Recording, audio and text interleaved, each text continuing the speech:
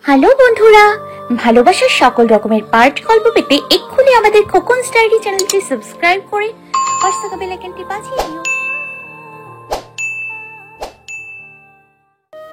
সেই দিনের ল্যাংটা পোলা নাকি আমার বর, তার জন্য আমি বউ সেজে বসে আছি। আমার থেকে 6 বছরের জুনিয়র আমার বর। এদিকে বিদ্যুৎ নেই, গরমে আমি অস্থির।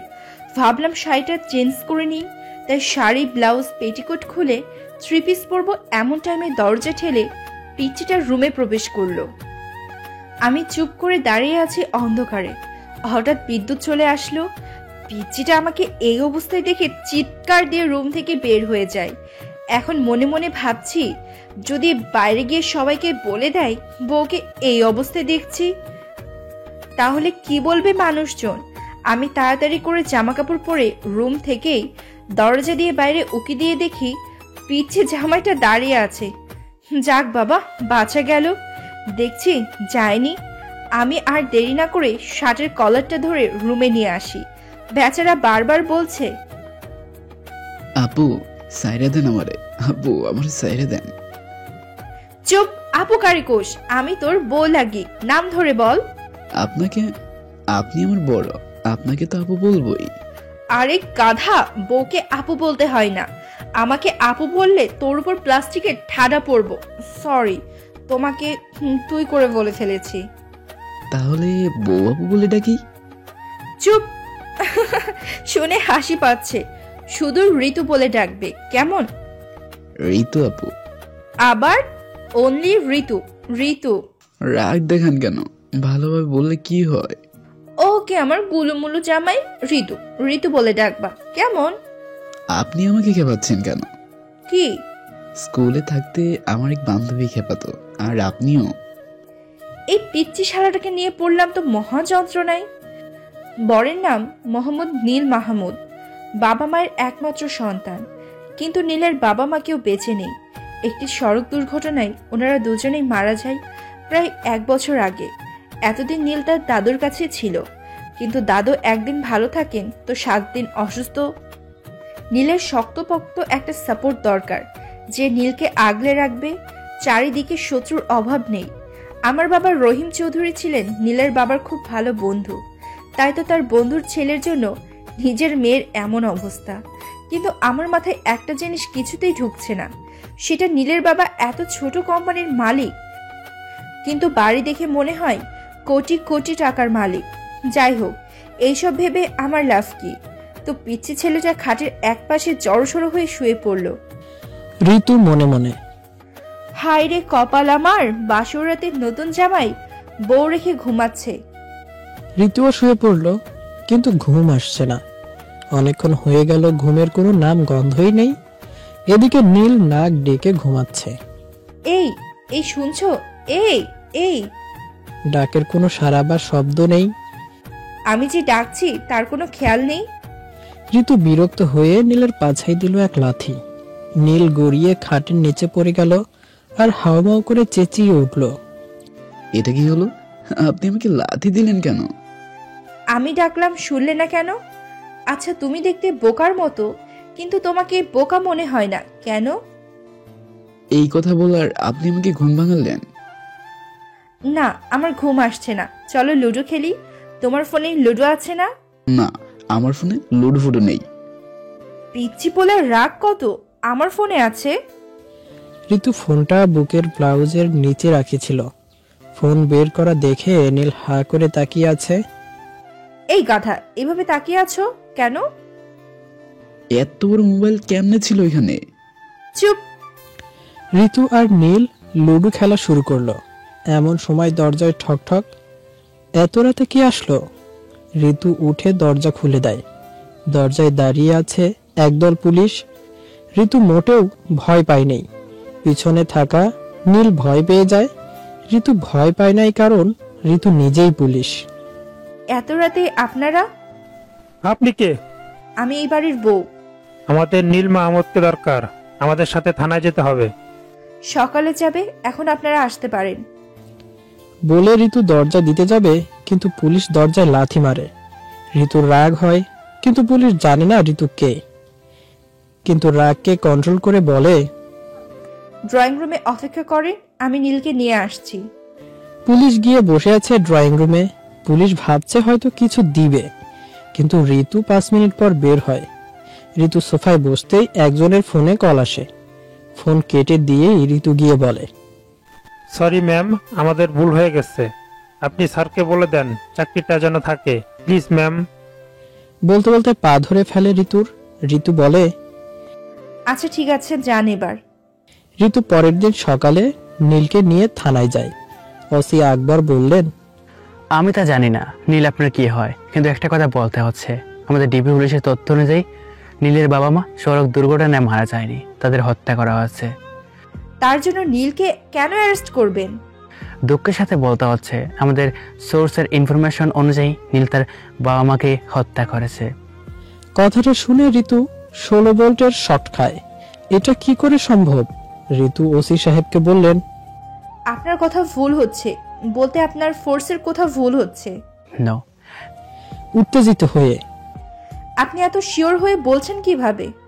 কারণ আমার সোর্সগুলো অনেক পুরনো আর বিশ্বস্ত। আমি তাদের খুব ভালোভাবে জিজ্ঞেস করেছি, তাদের একটাই কথা। আচ্ছা কিভাবে কি হয়েছে বলা যাবে? সরি ম্যাম, আমাদের প্রাইভেসি বলতে তো কিছুই আছে। আর আপনি আসামি পক্ষ, হ্যাঁ আপনি তো নিজেও পুলিশ জানেন না। ওকে, কিন্তু নীলকে রেখে গেলাম, গায়ে যেন ফুলের টোকাও না পড়ে। ঋতু যখন নীলকে রেখে আসছিল তখন নীল ঋতুর 3 পিসের ওড়না টেনে ধরছিল বাচ্চাদের মতো। আর এই প্রথম কারোর জন্য ঋতু চোখের পানি ফেলে। তখন ঋতু নীলের হাত ধরে বলে, প্লিজ একটু কষ্ট করে থাকো, আমি তোমাকে খুব তাড়াতাড়ি এখান থেকে বের করে নিব। ঋতু চলে গেল নীলের জন্য খুব কষ্ট হচ্ছে। বাসায় যেতেই নীলের দাদা বলল, পুলিশ নীলকে মারবেন না তো? না দাদা ভাই, কিচ্ছু করবে না, সব ঠিক হয়ে যাবে।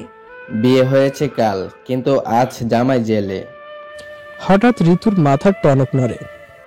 পুলিশ তো এমনি এমনি ধরতে আসেনি, কিছু তো একটা আছে। আচ্ছা নীলের বোকা চেহারার আড়ারে অন্য কিছু নাই তো? তখনই ঋতু নীলের বাবা মায়ের রুমে গেল আর নীল সম্পর্কে তথ্য খুঁজতে লাগলো, কিন্তু নীল সম্পর্কে তো কোনো তথ্য নেই। তারপর মনে পড়ল নীলের ল্যাপটপ আর ফোনের কথা। ল্যাপটপ অন করতেই পাসওয়ার্ড চাচ্ছে, যা নীল ছাড়া আর কেউ জানে না। তারপর ফোন হাতে নিল, কিন্তু সেই একই অবস্থা পাওয়া গেল। ঋতু আবার ভাবলো নিজের বাবা মাকে কেউ কেন মারবে। এইটা ভেবে ঋতু বোকা বনে গেল। এইসব ফালতু চিন্তা বাদ দিয়ে ঋতু রান্না বসালো। দুপুরের জন্য নীলকে খাবার দিতে হবে, আর যেভাবেই হোক রাতের মধ্যে নীলকে ছাড়িয়ে আনতে হবে। রান্না করছে এমন সময় পাশের বাসার এক আন্টি তার ছেলেকে বকা দিচ্ছে, স্কুল ফাঁকি দেওয়া তাই না? এইসব বলছে। স্কুল ফাঁকি কমন একটা জিনিস, ঋতুও কম দেয়নি। তাই পুরনো কথা মনে পড়তেই ঋতুর ঠোঁটের কোণে হাসি জ্বলে ওঠে, কিন্তু মুহূর্তেই আবার হাসি নিভে যায়। স্কুল ফাঁকির কথা মনে হতেই নীলের কলেজের কথা মনে পড়ে। সেখান থেকে নীল সম্পর্কিত তথ্য নেওয়া আর পাওয়া যাবে। ঋতু এক মুহূর্ত দেরি না করে গাড়ি নিয়ে বের হয় নীলের কলেজের উদ্দেশ্যে। ঋতু চলে যায় সরাসরি প্রিন্সিপালের রুমে, দরজায় দাঁড়িয়ে। May I come in sir? Yes coming. Who are you? আমি ঋতু, একটা ইনফরমেশন জানার ছিল, প্লিজ দয়া করে বলবেন। কি ইনফরমেশন আপনার বাচ্চা সম্পর্কে জানতে চান? নাম কি? কোন ক্লাস না কি ইয়ার? আমার বাচ্চা, না মানে আমি জানতে চাই মোহাম্মদ নীল মোহাম্মদ ইন্টার 2য় বর্ষের। সরি ম্যাম, আরেকজনের বাচ্চার ইনফরমেশন দেওয়ার অনুমতি নেই। কেন? আপনি তো কিডন্যাপার হতে পারেন। নো, আমাকে দেখে কি তাই মনে হচ্ছে? দেখুন মিস ঋতু, আপনি যেই হন, সরি বলতে পারবো না। আর এখানে নীল একটা না অনেক নীল আছে। ঋতু ফোন থেকে নীলের একটা ছবি দেখিয়ে বলল, এই ছেলের ইনফরমেশন। প্রিন্সিপাল চশমা ঠিক করে বলল, না, এই ছেলে আমাদের স্কুল বা কলেজের না। প্রিন্সিপাল তখন তার পিএসকে ডাকলেন দেখার জন্য, কিন্তু উনিও চিনলেন না আর বললেন, একে আমরা কোনোদিন দেখি নাই। একে সব স্যারকে দেখানো হলো, কিন্তু কেউ বলতে পারলো না। এবার ঋতুর মাথা ঘুরতে লাগলো, আসলে হচ্ছেটা কি? এইসব কি আমার সাথেই হওয়ার ছিল? আসলে নীলটা তাহলে কে? ঋতু এবার এটাও ভাবলো হয়তো প্রিন্সিপাল লুকোচ্ছে। বলতে চায় না, কিন্তু ঋতুর মনে প্রশ্ন, এমন কেন করবে? একবার ভাবলো নীলকে জিজ্ঞেস করব, কিন্তু জিজ্ঞেস করা কি ঠিক হবে? এইসব ভাবতে ভাবতে কলেজ থেকে বের হলো। বাসায় গিয়ে খাবার নিয়ে থানায় গেল। নীল বসে আছে জেলের ভেতর। নীলকে চুপচাপ বসে থাকতে দেখে ঋতু দৌড়ে গেল, কিন্তু মাঝখানে 14 শিকের বেড়া থাকায় জড়িয়ে ধরতে পারলো না। কিন্তু নীল ঋতুর দিকে তাকালো না। ঋতু নীলকে ডাক দিল। নীল, নীল, আমি এসেছি। মুখে ছোট্ট হাসি। নীল মাথা তুলে তাকায় ঋতুর দিকে। নীলকে দেখে ঋতুর হাসিটুকু উড়ে যায়, কারণ নীলের মুখে ক্ষত কয়েক জায়গায় চশমার কাঁচটা ফেটে গেছে। ঋতু নিজের রাগটা কন্ট্রোল করে ওসির নাম ধরেই ডাকলেন, আকবর, আকবর। ওয়েট, মিস ঋতু, আমি জানি আপনি এমন করবেন, কিন্তু বলে যাবেন না। এটা আপনার থানা না, আমার থানা। বেশি কথা বলে অ্যারেস্ট করতে বাধ্য হব। চুপ। ম্যাডামকে রিপোর্টটা দেখা। এটা একটা মেডিকেল রিপোর্ট। ঋতু রিপোর্ট হাতে নিয়ে চমকে যায়, যা বিশ্বাসযোগ্য না। নীলের শরীরে নীল রক্ত। রিপোর্টটা দেখে চমকে যায় ঋতু। মানে বিশ্বাস হচ্ছে না। ঋতু আধো হাসি দিয়ে বললেন, ওসি আকবরকে। আমাকে কি বোকা মনে হয় কোনো দিক থেকে? দেখো মিস ঋতু, প্রথম যখন নীলের শরীর থেকে নীল রক্ত বের হতে দেখলাম, তখন আমারও বোকা হয়ে গিয়েছিলাম। কিন্তু ডক্টররা এর কোনো ব্যাখ্যা দিতে পারে নাই। আপনার বিশ্বাস না হলে মেরে আবার রক্ত বের করে দেখবো। ঋতু কথাটা খুব কষ্টে হজম করে বললেন। না, তার দরকার নেই। এবার আসতে পারেন মিস ঋতু। আমি কখন যাব আসবো সেটা আপনার বলতে হবে না। আপনার তো দেখি দেমাগ কম না, ইচ্ছে করলে এক্ষুনি তা মাটির সাথে। আচ্ছা, আপনার কি ছেঁড়া জুতা দিয়ে মার খাওয়ার শখ হয়েছে নাকি? নতুন জুতা দিয়ে। ওসি আকবর রেগে দাঁড়িয়ে গেলেন আর বললেন, মুখ সামলে কথা বলুন, না হলে ভুলে যাব। আপনাকে ভুলে যেতে হবে না, আপনাকে ভুলিয়ে দিব। Just wait and see. বলে ঋতু থানা থেকে বের হয়ে গেল। নীল থানায়। ঋতু কি করবে বুঝতে পারছে না। থানায় ফোন করে ছুটি বাতিল করলো। ঋতুর হাতে লাল টকটকে মেহেদি এখনো শুকায়নি, আর ডিউটিতে জয়েন করতেই হচ্ছে। ঋতু নীলের দাদুর কাছ থেকে বিদায় নিয়ে নিজের বাড়ি গেল। গিয়ে আগে ঋতুর বাবাকে জিজ্ঞেস করলো, বাবা, তুমি আমাকে একটা কথা বলো তো। কি? তুমি নীলের বাবাকে কত বছর ধরে চিনো? নীলের বাবা আমার ছোটবেলার বন্ধু, কিন্তু দুঃখ একটাই, সেটা হলো আমার বন্ধুকে শেষবেলায় দেখতে পারলাম না। ঋতু কৌতূহল নিয়ে জিজ্ঞেস করলো, দেখতে পারো নাই মানে? দেখতে পাই নাই মানে নীল আর ওর দাদু একই এলাকায় নতুন আসছে মাত্র 4 মাস আগে। ওহ মাই গড, এই ভুল তুমি কিভাবে করলে? কেন রে মা, আমি কি ভুল বললাম? তুমি চিনো না, জানো না, আর আমাকে বিয়ে দিয়ে দিলে। নীলের বাবা আমার বন্ধু, কি চিনবো কি জানবো? দেখো বাবা, নীল ইন্টারে পড়ে না। ওর কলেজ থেকে যা জেনেছি, আর নীল সাধারণ কোনো মানুষ নয়। মানে কি বলছিস তুই? নীল সাধারণ না তো? নীলের ব্লাড হচ্ছে ব্লু ব্লাড। কি বলিস? আর আমাকে নীল সম্পর্কে জানতেই হবে। আমি আজকে থানায় জয়েন করছি। আমি এখন থানায় যাব। বাই বাবা। বলে বের হয়ে পড়লো ঋতু। বাসায় বসে থাকলে তো আর নীলকে ছাড়ানো যাবে না। চাইলেই 5 মিনিটের মধ্যে নীলকে ছাড়াতে পারি, কিন্তু আইনের প্রতি শ্রদ্ধা আছে, তাই অসৎ পন্থায় যেতে চাই না। কিন্তু ঊর্ধ্বতন কর্মকর্তা ধরে নীলের থানায় পোস্টিং নিল ঋতু, আর ওসি আকবরের ট্রান্সফার করেই যাচ্ছেন ওই থানায়। পরের দিন থানায় জয়েন করে ঋতু, কিন্তু দুর্ভাগ্যবশত নীলের কেসটা নিজের হাতে নিতে পারে না। ওসি আকবর এমন চাল চেলে গেছে, ঋতুর হাতে কেস নিতে পারছে না।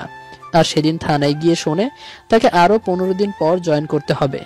কোনো এক কারণে ঋতু আবার হতাশ হয়ে বাসায় ফিরে আসে। বাড়ি বলতে শ্বশুর বাড়ির কাছে হওয়ায়, কিন্তু দুঃখের কথা হলো নীলের দাদু বাড়ি থেকে নিখোঁজ পাওয়া যাচ্ছে না। এইবার ঋতুর সন্দেহ 100-তে 100 মিলে গেল। এইসব নীলের সাজানো নাটক, কিন্তু কোথা থেকে কি হয়েছে বোঝা যাচ্ছে না। ঋতু পুরো বাড়ি খুঁজতে লাগলো, যদি কোনো ক্লু পাওয়া যায়। নীলের আসলে নীল কে, কি চায়? এমন সময় বাহির থেকে গুলির আওয়াজ আসে।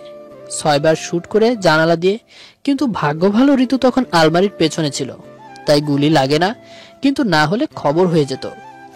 ঋতুর গুলি থামতেই ঋতু নিজের পিস্তলটা বের করে তাক করে একটি গুলি ছুটতেই দুজন লোক বাইকে চেপে পালিয়ে যায়। লোক দুটো হেলমেট পরা ছিল। পরের দিন সকালবেলা ঋতু নীলের জন্য খাবার নিয়ে যায়। নীলকে আজ অন্যরকম লাগছে।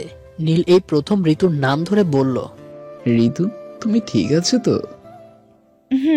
আমি ঠিক আছি, কিন্তু বলতে চেয়ে ঋতু আর কিছু বলল না। এইদিকে নীলর দাদুকেও পাওয়া যাচ্ছে না, সেটা নীলকে বলল না, কারণ ঋতু জেনে গেছে এ আসল নীল নয়। থানার নতুন ইনচার্জ শামসুল হক সাহেব ঋতুকে জানালেন, আসামি নীল মাঝে মাঝে জেল হাজত থেকে হঠাৎ হঠাৎ গায়েব হয়ে যায়।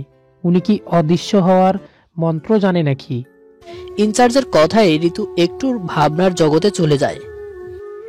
এটা কি বললো? একটা মানুষ কি করে আবার অদৃশ্য হয়ে যায়? হয় নাকি আমার সাথে মজা করছে? কিন্তু একজন ওসি কেন মজা করবে? ওসি শামসুল হক সাহেবের ডাকে ঋতু ভাবনার জগৎ থেকে ফিরে আসে। ভাবনার জগৎ থেকে ফিরে একবার নীলের দিকে চোখ বুলায়। নীলের দিকে তাকিয়ে ভাবছে, এই বোকা ছেলের দ্বারা এমন কোনো কিছু করা কি সম্ভব? অতিরিক্ত ভাবনা আর কিছু মানুষের চক্রান্তের ফাঁদে পড়েছি না তো? আবার তো নীলের চারদিকে শত্রুর অভাব নেই। নীল ঋতুকে ডাকলো, আমাকে এখান থেকে বের করবে কবে? আমার এখানে একদম ভালো লাগে না। খুব তাড়াতাড়ি বের করব। আচ্ছা, দাদু কেমন আছে? সে আসে না কেন আমাকে দেখতে? একটু অসুস্থ আছেন। মিথ্যা বলল। আচ্ছা, আমি কি অপরাধ করেছি যার জন্য আমাকে এখানে আটকে রেখেছে, আবার মারে? আমি জানি না, কিন্তু খুব তাড়াতাড়ি বের করব তোমাকে। তুমি একদম টেনশন করো না। বলে ঋতু থানা থেকে বের হলো। ঋতুকে বারবার একটা জিনিস ভাবিয়ে তুলেছে, নীল কিভাবে জেল থেকে অদৃশ্য হয়ে যাবে। ঋতু বাসায় গিয়ে টিভি ছেড়ে দেশের একটু খবর নিচ্ছিল, কিন্তু ভালো লাগছিল না।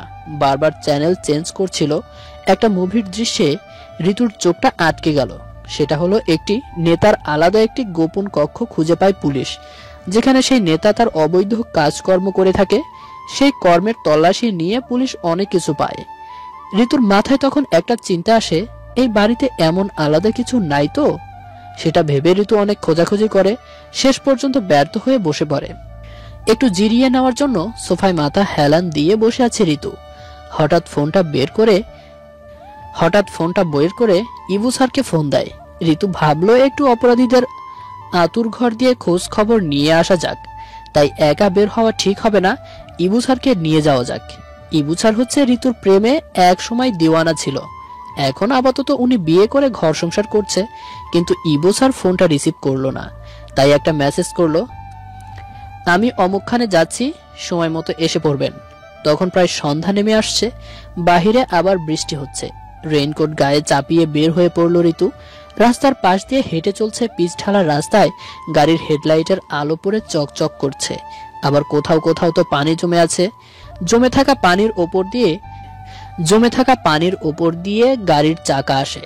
তখন ঋতুকে লাফ দিয়ে সরে যেতে হয় না, গায়ের উপর পানি আসবে। আমার মনে হয় গাড়ির ড্রাইভারগুলো ইচ্ছে করে আমাকে পানি দিচ্ছে। হাঁটতে হাঁটতে চলে গেল নিজের গন্তব্যে। ভেতরে যাওয়ার সাহস পাচ্ছে না। এদিকে ইবু স্যার আসেনি। এই বৃষ্টির মধ্যে কতক্ষণ দাঁড়িয়ে থাকা যায়? পাশেই ছিল মা রেস্তোরাঁর খাওয়ার হোটেল। এই বৃষ্টির মধ্যে ভুনা খিচুড়ি আর ডিম ভাজির সুগন্ধে আশেপাশে ছড়িয়ে পড়েছে। এমন প্রিয় খাবার রেখে কেমনে দাঁড়িয়ে থাকা যায়? তাই ঋতু লোভ সামলাতে না পেরে ভেতরে প্রবেশ করে। কিন্তু তখন বিদ্যুৎ ছিল না। প্রতিটি টেবিলে ছিল একটি করে মোমবাতি। বেশ চমৎকারই লাগছিল। ঋতু গিয়ে বসে পড়ল এক কোণের টেবিলে আর গরম গরম প্রিয় খাবারগুলো অর্ডার করলো। কিন্তু ভয় হলো, এলাকাটি সন্ত্রাসীদের আতুর ঘর। মনে হয় প্রতিদিন হোটেলটিতে কিছু বখাটে ছেলে পোলাপান এসে বসে। আজও আছে। এই অসময়ে মেয়ে মানুষ দেখে ছেলেগুলো আস্তে আস্তে ঋতুর টেবিলের দিকে যেতে থাকে। কিন্তু ঋতু মন দিয়ে তার প্রিয় খাবারগুলো খাচ্ছে। কিন্তু হোটেল যে কখন জনশূন্য হয়ে গেছে তা ঋতুর খেয়ালই করেনি। ঋতু পানির বোতল চাইতে গিয়ে তাকিয়ে দেখে কিছু ছেলে বসে আছে। একসাথে ছেলেগুলোকে দেখেই বোঝা যাচ্ছে নেশা পানি খায়, কিন্তু একটু দূরেই একজন কালো পোশাক পরা মুখ দেখা যাচ্ছে না। কাঁটা চামচ দিয়ে কিছু খাচ্ছে, কারণ শব্দ শুনে বোঝা যাচ্ছে। ঋতুর মনে পুরোই ভয়। ইবু স্যার কি এখন আমার মেসেজ পায়নি? ভয় হচ্ছে খুব। এমন সময় বখাটে একটি ছেলে এসে খপ করে ধরে ফেলল। চলো মামুনি, এবার আমাদের খাওয়াবে। বলে টান দিতেই হাতির মতো বিশাল পা দিয়ে ছেলেটির বুকে লাথি মারে। ছেলেটি গিয়ে পড়ে বাকি বখাটেদের সামনে, তাকিয়ে দেখে বুকের হাড়গুলো পিঠের সাথে লেগে গেছে। ঋতু দেখলো পাশের টেবিলে বসা সেই লোক, কিন্তু মুখ দেখা যাচ্ছে না। লোকটি বখাটেদের দিকে এগিয়ে যেতেই বিদ্যুৎ চলে আসে, ফলে ছেলেগুলো লোকটিকে দেখে ফেলে আর বস বস বলে পায়ে পড়ে যায়।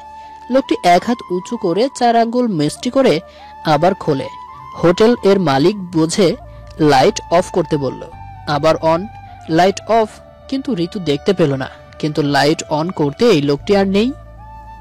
শুনশান রাস্তায় ঋতু আবার বের হলো। রাস্তায় এখন আর মানুষ চলাচল নেই বললেই চলে। ইভু স্যারটা জানি কেমন আসলো না কেন? বলতে বলতেই সামনে এসে পড়ে ইবু স্যার। কেমন আছো? ঋতু মনে মনে, কেমন আছো বইলো না, আর একটু আগে বিপদে পড়েছিলাম। কি ব্যাপার, কথা বলছো না কেন? জি ভালো, আপনি? ভালো। হঠাৎ এই এলাকায় কেন? কোনো ইনফরমেশন দরকার নাকি? তা তো দরকারি, কিন্তু খুব জরুরি। ও আচ্ছা, তা কি এত জরুরি, আমাকে বলা যাবে? বললে নিতে পারবেন তো? আচ্ছা, হাঁটি আর কথা বলি। ঋতু সব খুলে বলল, ইবু মাথায় হাত দিয়ে। OMG, আচ্ছা চলো দেখা যাক কি হয়। দুজন কথা বলতে বলতে নাইট ক্লাবের ভিতরে ঢুকলাম। এখানে কম বেশি সব অপরাধী আসে, আবার সাধারণ মানুষও আসে। এখানে পুলিশ আসতে ভয় পায়। এই এলাকা খুবই বিপজ্জনক, কখন কি হয় বলা যায় না। এই পুরো এলাকা একজন নিয়ন্ত্রণ করে। ভিতরে ঢুকে নীলের ছবি দেখালাম অনেকজনকে, কিন্তু কেউ চিনে না। হতাশ মনে বের হয়ে পড়ে দুজন। ঋতু ইবু স্যারকে বলল, চলেন থানায় যাই, নীলের সাথে দেখা করে আসি। ঋতু থানায় গেল। রাত তখন 10টা বাজে। থানায় গিয়ে দেখলো নীল বসে আছে জেলের ভেতর, দেয়ালে হেলান দিয়ে। ঋতু তখন ইবু স্যারকে বললেন, উনি আমার বর। তখন ইবু স্যার ঋতুর কানে কানে বলল, তুমি যা ভাবছো তা না হাদারাম। নীলকে হাদারাম ঋতু ইবু স্যারের দিকে আর চোখে তাকায়। ইবু স্যার তা বুঝতে পেরে, সরি, আসলে এ কি করে কোনো ক্রিমিনাল হয়? দেখতে কি বলবো, আবার রাগ করবে। সেটা আমিও ভাবছি, কি করে সম্ভব? নীল ঋতুকে দেখে এগিয়ে আসলো আর মায়া ভরা দৃষ্টি দিয়ে বলল, আমার না অনেক ক্ষুধা লাগছে, খাবার আনছেন? তখন ঋতু নীলের মায়ার কাছে হার মেনে বিপাকে পড়ে যায়, কারণ খাবার আনে নাই। ঋতু বলল, তুমি জাস্ট 5 মিনিট ওয়েট করো, আমি খাবার নিয়ে আসছি। ইবুকে রেখেই থানা থেকে বের হয়ে যায়। ইবু পিছন পিছন ডাকতে থাকে। ঋতু ভুলেই গেছে যে ইবু স্যার আছে। ঋতু ইবুর ডাক শুনে দাঁড়ায়। আমাকে রেখে কোথায় যাচ্ছ? ও স্যার, সরি, খেয়াল ছিল না। আমাকে খাবার আনতে নীলের জন্য এনে দিতে পারবেন? ইবু স্যার মুস্কি হাসে। তুমি যা আজ পর্যন্ত বলেছ তা কোনোদিন শুনিনি, করিনি, এমন হয়েছে? তুমি এখানে অপেক্ষা করো, আমি নিয়ে আসছি। ঋতু ইবু স্যারের কথা শুনে দাঁড়ালো। ঋতু জানে রাত যতই হোক ইবু স্যার হতাশ করবে না। থানার বাইরে ঋতু দাঁড়িয়ে আছে। পাশেই দাঁড়িয়ে আছে একজন কনস্টেবল বয়স্ক করে। চাচা ভালো আছেন? চাচার ডাক শুনে উনি উত্তর দিলেন, আলহামদুলিল্লাহ মা, ভালো আছি। আপনি ভালো আছেন? বেশি ভালো নেই চাচা। কেন মা, কি হয়েছে? থানায় আমার স্বামী। কে ওই নীল, রক্তজার? আচ্ছা মা, আপনাদের বিয়ে হয়েছে কত বছর? ঋতু তখন হাত দেখিয়ে বলল, এই যে দেখেন, এখনো মেহেদির রং উঠে নাই। বলতে গেলে পাশের ঘর থেকে ধরে নিয়ে আসছে। কিন্তু মা, তাহলে বাচ্চাটা কার? কিসের বাচ্চা, মানে কার? ওই নীলের সাথে দেখা করতে আসে। কি বলেন চাচা? আমি নিজের চোখে দেখেছি, বাবা বলে ডাকছিল। ঋতু কথাটা শুনে অবাক হয়ে যায়, মানে বিশ্বাস করতে পারছে না। নীলের মেয়ে আসবে কোথা থেকে? পিচ্ছি একটা ছেলে। এমন সময় ইবু চলে আসলো। কলা আর পাউরুটি ছাড়া আর কিছুই পেল না। ঋতু নিয়ে নীলকে দিল। নীল খাচ্ছে। এর মধ্যে ঋতু জিজ্ঞেস করলো, থানায় কোনো বাচ্চা আসছিল? নীল খেতে, আনছিল তো। বাচ্চাটা অনেক কিউট, কিন্তু ওর বাবা অনেক পচা, খুন করে নাকি জেলে আসে। রিপিট। ঋতু তখন মনে আবার বিশ্বাস ফিরে পেল। হয়তো কনস্টেবল চাচার দেখার ভুল। নীল তো তা বলল। নীলের কাছ থেকে বিদায় নিয়ে থানা থেকে বের হলো। ইবু ঋতুকে বাসা পর্যন্ত পৌঁছে দিল। বাসায় গিয়ে ঋতু ভেজা জামা কাপড় চেঞ্জ করে জামা হাতায় নীল কিছু একটা দেখতে পেল। ঋতু নীল রংটা আঙুল দিয়ে এনে নাকের কাছে ধরলো। রক্তের গন্ধ আসছে। তখন ঋতুর মাথায় টনক নড়ে। একমাত্র নীলের রক্তই তো নীল। আর হোটেলের যে কালো পোশাক পরা লোকটা ছিল সেই তো ঋতুর কবজির উপরে ধরে সরিয়ে ছেলেটির বুকে লাথি মেরেছিল। তার মানে ওইটা নীল। তখন ঋতু আবার ইবুকে ফোন দেয়। ফোন করে বলে, ইবু স্যার, আমার 10 জন অফিসার লাগবে। কেন? শুধু একজনকে ধমকাবো, পারলে আপনিও চলে আসেন। ইবু স্যার ডিবি পুলিশের উচ্চ পদে আছেন। ঋতু আবার রেইনকোট গায়ে চাপিয়ে বের হলো, কারণ বাহিরে তুমুল বৃষ্টি হচ্ছে। রাত তখন 2টা বাজে। সেই হোটেলে গেল। বৃষ্টি থাকায় সেদিন তেমন কোনো কাস্টমার ছিল না। এই সুযোগটা তখন ঋতু কাজে লাগায়। ঋতু একটা পিস্তল নিয়ে হোটেল মালিকের মাথায় ধরে বলে, প্রায় রাত 8টার দিকে এখানে একজন মারা যায় লাথি মেরে, বুকের ছাতি ভেঙে যাওয়ার ফলে। কিন্তু যে লাথি মেরেছিল সে কে? সত্যি না বললে একদম মাথার খুলি উড়িয়ে দিব। আপা শোনেন, আমি ওনাকে দেখি নাই। উনি তো মুখে মাস্ক পরা ছিল। তাহলে ওই ছেলেগুলো বস বস বলছিল কেন? কি দেখে বস বস বলল? ওনার চোখ নীল উজ্জ্বল ছিল, আর উনি আমাদের বস। ওনার চেহারা আজ পর্যন্ত কেউই দেখেনি, আর ওনার রাগ হলে চোখ নীল হয়ে যায়। উনি যে প্লেটে খাচ্ছিল সেটা আমার চাই, আর কাঁটা চামচ।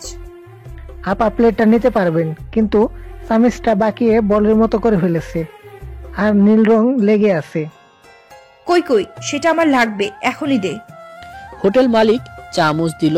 ঋতু ইবু স্যারকে বলল, স্যার, এটা নিশ্চয় যে বাকিয়েছে। চামচের কাঁটাগুলো তার হাতে ক্ষতও তৈরি করেছে। তা তো অবশ্যই। এবার স্যার থানায় চলেন। এত রাতে যাওয়া যাবে না তোমার। ঋতু প্লেট আর চামচ নিয়ে বাসায় গেল, নিজের কাছে রেখে দিল। সকাল হতেই ঋতু সেগুলো ফরেনসিক নিয়ে গেল। সেখান থেকে আবার সোজা থানায়। ঋতুর মাথায় অনেক প্রশ্ন ঘুরপাক খাচ্ছে, কিন্তু গিয়ে দেখলো নীল নেই, একদম ফাঁকা। কনস্টেবল বলল, আসামি পালিয়েছে শেষ রাতে। এবার ঋতুর সন্দেহ ঠিক হলো। নীল পালিয়েছে। ঋতুর মাথা ঠিক নেই, কারণ নীল এমন ছেলে তা ঋতু কল্পনাও করতে পারে নাই। ঋতুর লাইফটাই বরবাদ হয়ে গেল বলতে। মানুষ বলবে, দেখো, এই মেয়ের আগে একটি বিয়ে হয়েছিল, কিন্তু ঋতুর মনে জেদ চাপলো নীলকে তা জেনেই ছাড়বে। তাই নীলের বাড়ি চলল। সেখান থেকে সবকিছু গুছিয়ে নিজের বাবার বাড়ি যাবে। সেখানে 2 দিন থেকে থানার কাছে একটা বাসা নিবে। নীলের বাসায় গেল, কিন্তু দরজাটা খোলা। যেখানে ঋতু তালা ঝুলিয়ে গিয়েছিল। ঋতু আস্তে করে ভেতরে ঢুকলো। এদিকে সেদিকে তাকিয়ে দেখলো। তারপর শোবার ঘরে গেল, দেখলো নীল শুয়ে আছে। নীলকে দেখে ঋতু অবাক হয়ে গেল। তারপর নীলকে ডাকলো, এই নীল, এই নীল। হ্যাঁ, কে? ভয় পেয়ে নীল চোখ খুলে তাকিয়ে দেখলো ঋতু। ও, আপনি? আমি। কিন্তু তুমি থানা থেকে পালিয়েছো কেন? এই, আপনাকে কে বললো আমি থানা থেকে পালিয়েছি? আমি নিজে থানায় গিয়েছিলাম। আপনি ভালো করে জানেন আমাকে ছেড়ে দিয়েছে। ঋতু থানায় ফোন দিল ওসিকে, আর নীলের নাম বললেন। ওসি বলল নীলকে ছেড়ে দেওয়া হয়েছে। ঋতু যেন দীর্ঘ নিঃশ্বাস ছেড়ে বাঁচলো। বাসায় দাদু না থাকায় নীল জিজ্ঞেস করলো, আচ্ছা দাদু কই? ঋতুর চোখগুলো তখন বড় বড় হয়ে গেল। এখন নীলকে কি উত্তর দিবে? কি হলো বলছেন না কেন? দাদু কই? চুপ করেই আছে। কি হলো বলছেন না কেন? দাদু কই? ঋতু চমকে যায় নীলের ধমক খেয়ে। আসলে দাদুকে খুঁজে পাওয়া যাচ্ছে না। তোমাকে যেদিন জেলে নিয়ে যাওয়া হয় তার পরদিন থেকেই। কি? দাদুকে পাওয়া যাচ্ছে না? আমাকে বলেন না কেন? ঋতু এখন পড়ে যায় বিপাকে। কি বলবে? তাই ঋতু বলল, বলি নাই, এটা আমার ভুল হয়েছে। ভুল হয়েছে নাকি আমার দাদুকে খুন করে গুম করে ফেলেছেন? কি সব বাজে কথা বলছো? আমি কেন খুন করতে যাব? সম্পত্তির লোভে? হোয়াট? ইয়েস, বিকজ আমি জেলে, দাদু এই গুম। এই বিশাল সম্পত্তির মালিক কে থাকে তাহলে? ইয়ো, তারপরে আপনার পছন্দ মতো কোনো ছেলেকে বিয়ে। নীলের কথা ধরতে গেলে সত্যি। দেখো আমি এমনটা করি নাই, তুমি আমাকে ভুল বুঝছো। না, আমি ফুল বুঝছি না। আপনি চাইলে আমাকে জেল থেকে বের করতে পারতেন, কিন্তু আপনি তা করেন নাই। নিজের ক্ষমতায় জেল থেকে বের হয়েছি, আর রাতের মধ্যে আমার দাদুকে চাই, না হলে মামলা করতে বাধ্য হব। ঋতু নীল যা মনে করেছিল নীল তেমন না, আর নীলকে বলতেও পারছে না যে আমি তোমাকে সন্দেহ করেছিলাম, তুমি সেই। তাহলে আরো বিপদে পড়ে যাবে ঋতু। উপায় না বুঝে ঋতুর মাথা ঘুরে পড়ে গেল, কিন্তু এটা একটা ঋতুর অভিনয় ছিল, যাতে নীলের কাছে কোনো কৈফিয়ত না দিতে হয়। নীল ঋতুকে ধরে বেডে শুইয়ে দিয়ে কালো লম্বা চাদর মুড়ি দিয়ে বের হলো। ঋতু তখন আর চোখে সব দেখছিল। সব থেকে বড় একটা আশ্চর্য কথা হলো, রুমের ভেতরে একটা গোপন কক্ষ আছে যা ঋতু জানে না, কিন্তু আজ তা জানতে পেরেছে। ঋতু মনে মনে ঠিক করলো, নীল একবার বের হোক, তারপর দেখা যাক। নীল বের হওয়ার সাথে সাথে ঋতু উঠে দরজা লক করে গোপন কক্ষে যেতে চায়, কিন্তু সেখানে কোনো দরজা বা যাওয়ার কোনো রাস্তা খুঁজে পেল না। কিন্তু কিছুক্ষণ আগেই দিব্যি দরজা দেখতে পেল। এখন ঋতুর মাথা সত্যি সত্যি ঘুরছে, ভেবে কিছু পাচ্ছে না, থ মেরে বসে আছে। ঋতু দুপুর গড়িয়ে রাত হয়ে গেল, কিন্তু নীলের কোনো খবর নেই। ঋতু এটা বুঝে গেছে নীল কোনো সাধারণ মানুষ না। রাত 11:19 একটা কল আসে, নীলের বিপদ, হসপিটালে আছে নীল। অজানা এক অনুভূতির টানে ঋতু ছুটে গেল হসপিটালে। সেখানে গিয়ে অবাক কাণ্ড, পিচ্ছে একটা মেয়ে নীলকে রক্ত দিচ্ছে। সবচেয়ে অবাক করা কথা হলো মেয়েটির রক্তও নীল। পিচ্চি মেয়েটির বয়স আনুমানিক 5 থেকে 6 বছর, আর যিনি ডক্টর মনে হচ্ছে না উনি এই হসপিটালের। দেখতে কেমন জানি ইয়া বড় বড় গোফ। হঠাৎ একটা ব্যাগ চোখে পড়লো, মনে হচ্ছে বাঘের চামড়া দিয়ে বানানো। নার্সগুলো কোনো কথা বলছে না, হাঁ করে তাকিয়ে আছে। নীলের শরীরে যে রক্ত যাচ্ছে মনে হচ্ছে নীল রং যাচ্ছে। রক্তের ব্যাগ দেখে মনে হচ্ছে নীল রঙের ডিব্বা ঝুলিয়ে রাখছে। রক্ত দেওয়া শেষ হলো। নীলের শরীরে ঋতু কিছু বলতে যাবে, ডাক্তার বলল নীলের শরীরের জায়গায় জায়গায় আঁচড়ের দাগ, মনে হচ্ছে হিংস্র কোনো জানোয়ারের থাবা। হঠাৎ ঋতুর ওয়াশরুমের চাপ হলো, তাই সে উঠে ওয়াশরুমে গেল, কিন্তু ফিরে এসে যা দেখলো তা দেখে চোখ কপালে উঠে গেল। ঋতু এসে দেখলো পিচ্চি মেয়েটি গায়েব, আর সেই অদ্ভুত ডক্টরটিও নেই।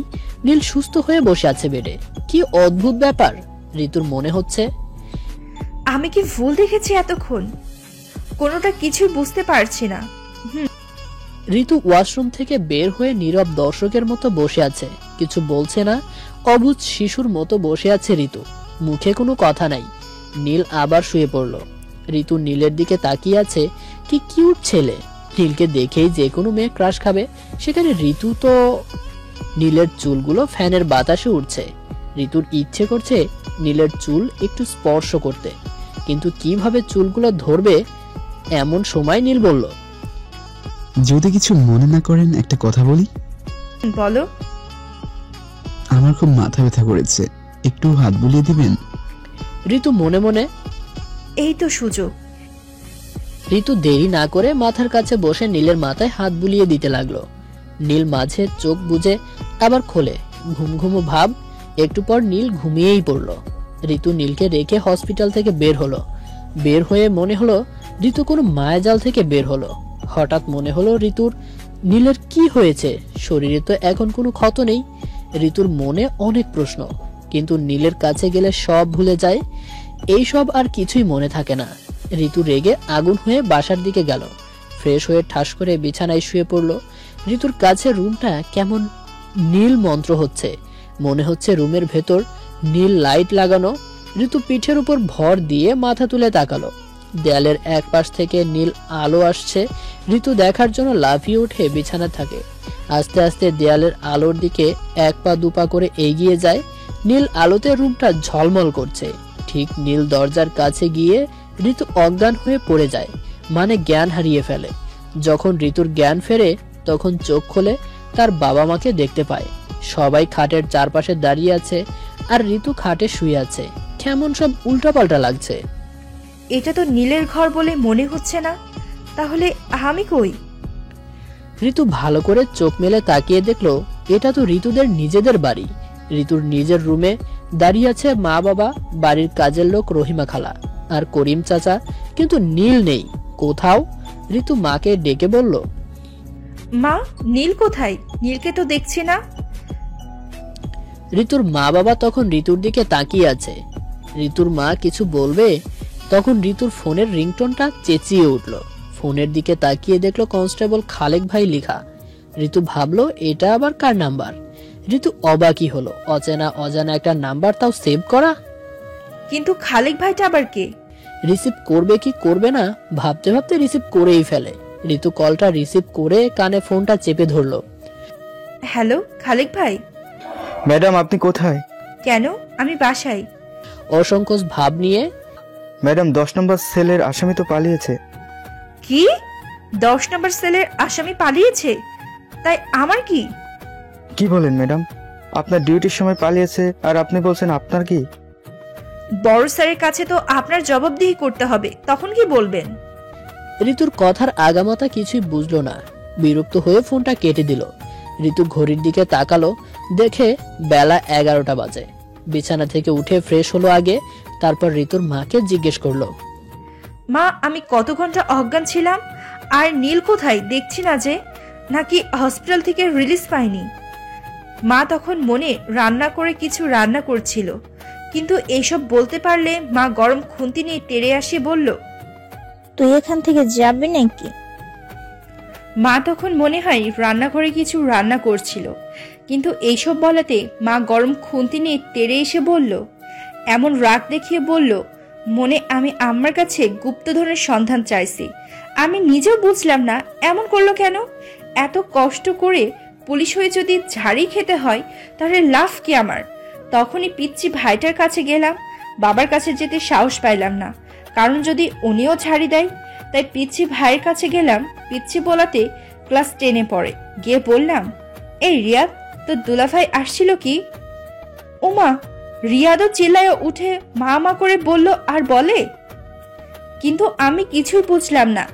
একে একে সবার ঝাড়ি খেয়ে রুমে এসে টিভি দেখতে লাগলাম। দুপুর গড়িয়ে সন্ধ্যা, আর সন্ধ্যা শেষ হয়ে রাত, কিন্তু আমি কিছুই বুঝলাম না সবাই এমন করছে কেন। রাত 10টায় সবাইকে ডেকে বললাম, তোমরা সারাদিন আমার সাথে এমন করছো কেন? সবাই শুধু ঝাড়ি দেয়। আমি জিজ্ঞেস করছি নীল কোথায়? এমন ভাব করছো মনে হয় নীলকে চিনোই না।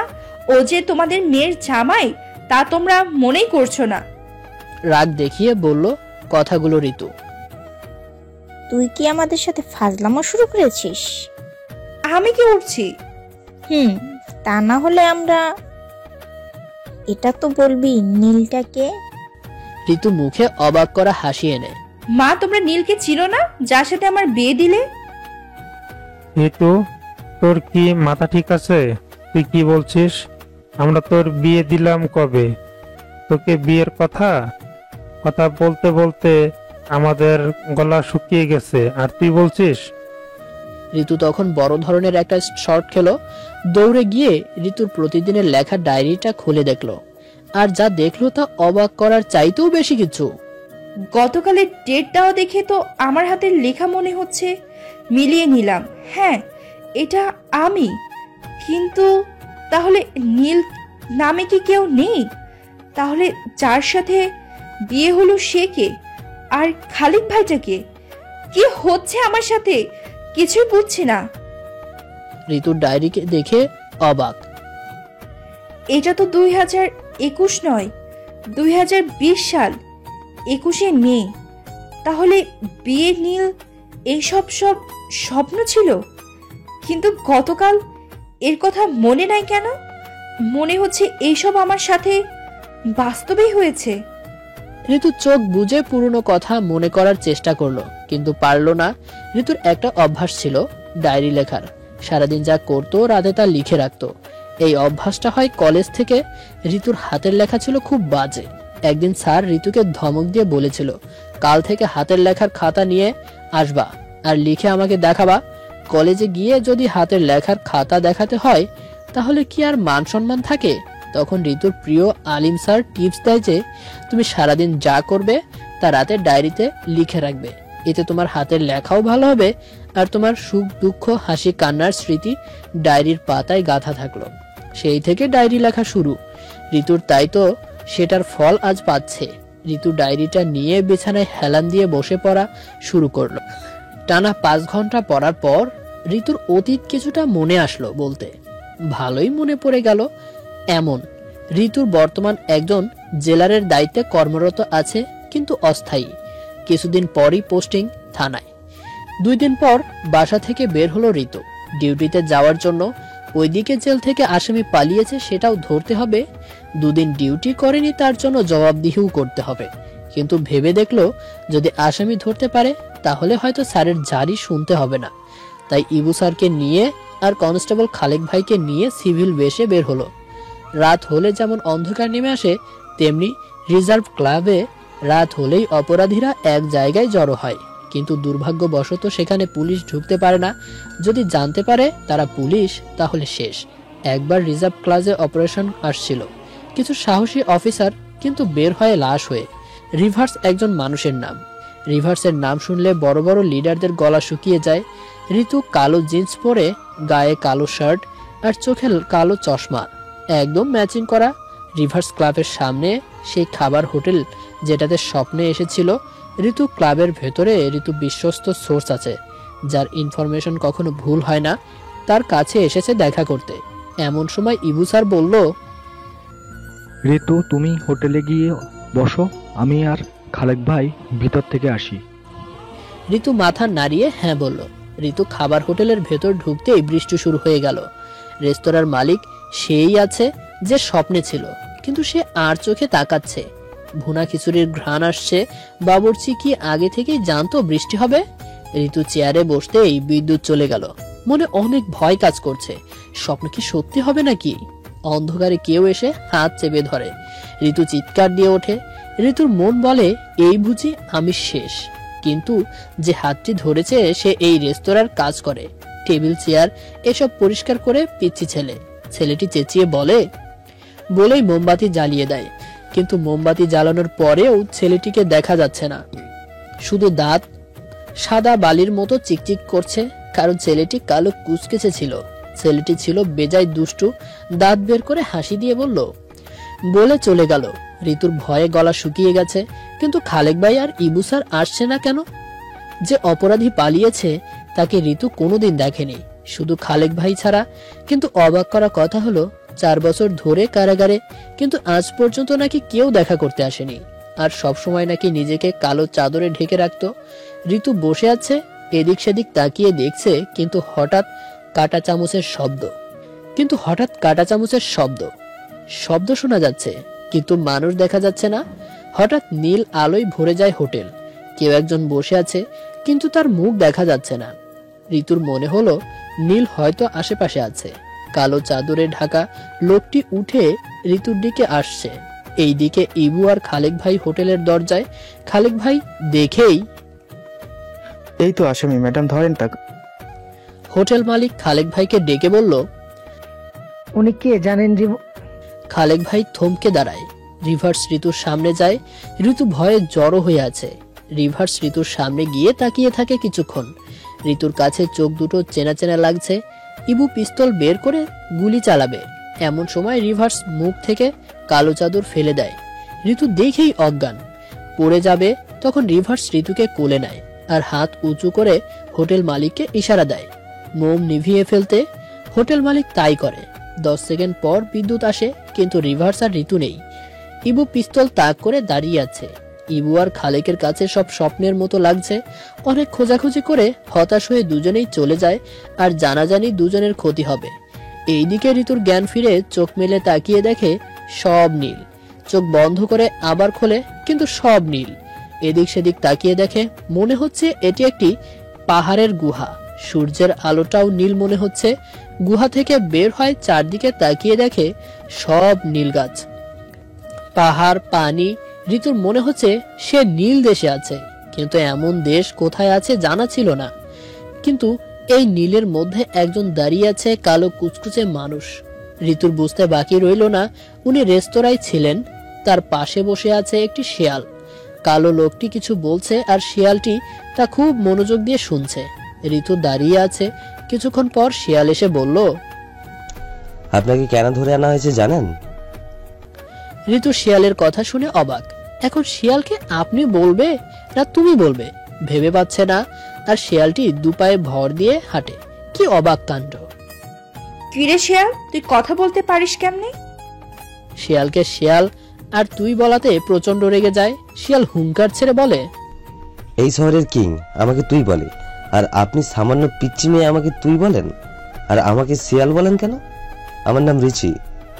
আপনাকে ধরে আনা হয়েছে তার কারণ হলো আমাদের মহারাজ আপনার রক্ত মাথায় ঢেলে অভিশাপ মুক্ত হবে।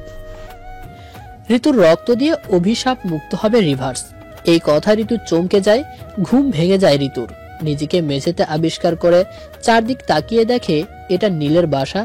অজ্ঞান হয়েছিল মানে এটাও স্বপ্ন ছিল। কিন্তু এখন ঋতু পড়ে গেল বিপাকে। কোনটা স্বপ্ন কোনটা বাস্তব বোঝার উপায় নাই। ঋতু ভাবলো এখনকারটা স্বপ্ন নাকি বাস্তব সেটা নির্ধারণ করবে কিভাবে। তখন ঋতুর একটা মুভির কথা মনে পড়লো। স্বপ্নে চিমটি দিলে নাকি ব্যথা পাওয়া যায় না, তাই এক হাত দিয়ে আরেক হাতে চিমটি দিল অনেক জোরে। ব্যথায় নিজেই উফ বলে উঠল। তার মানে বাস্তবে আছে। ফ্লোর থেকে নিজেকে ওঠায় ঋতু।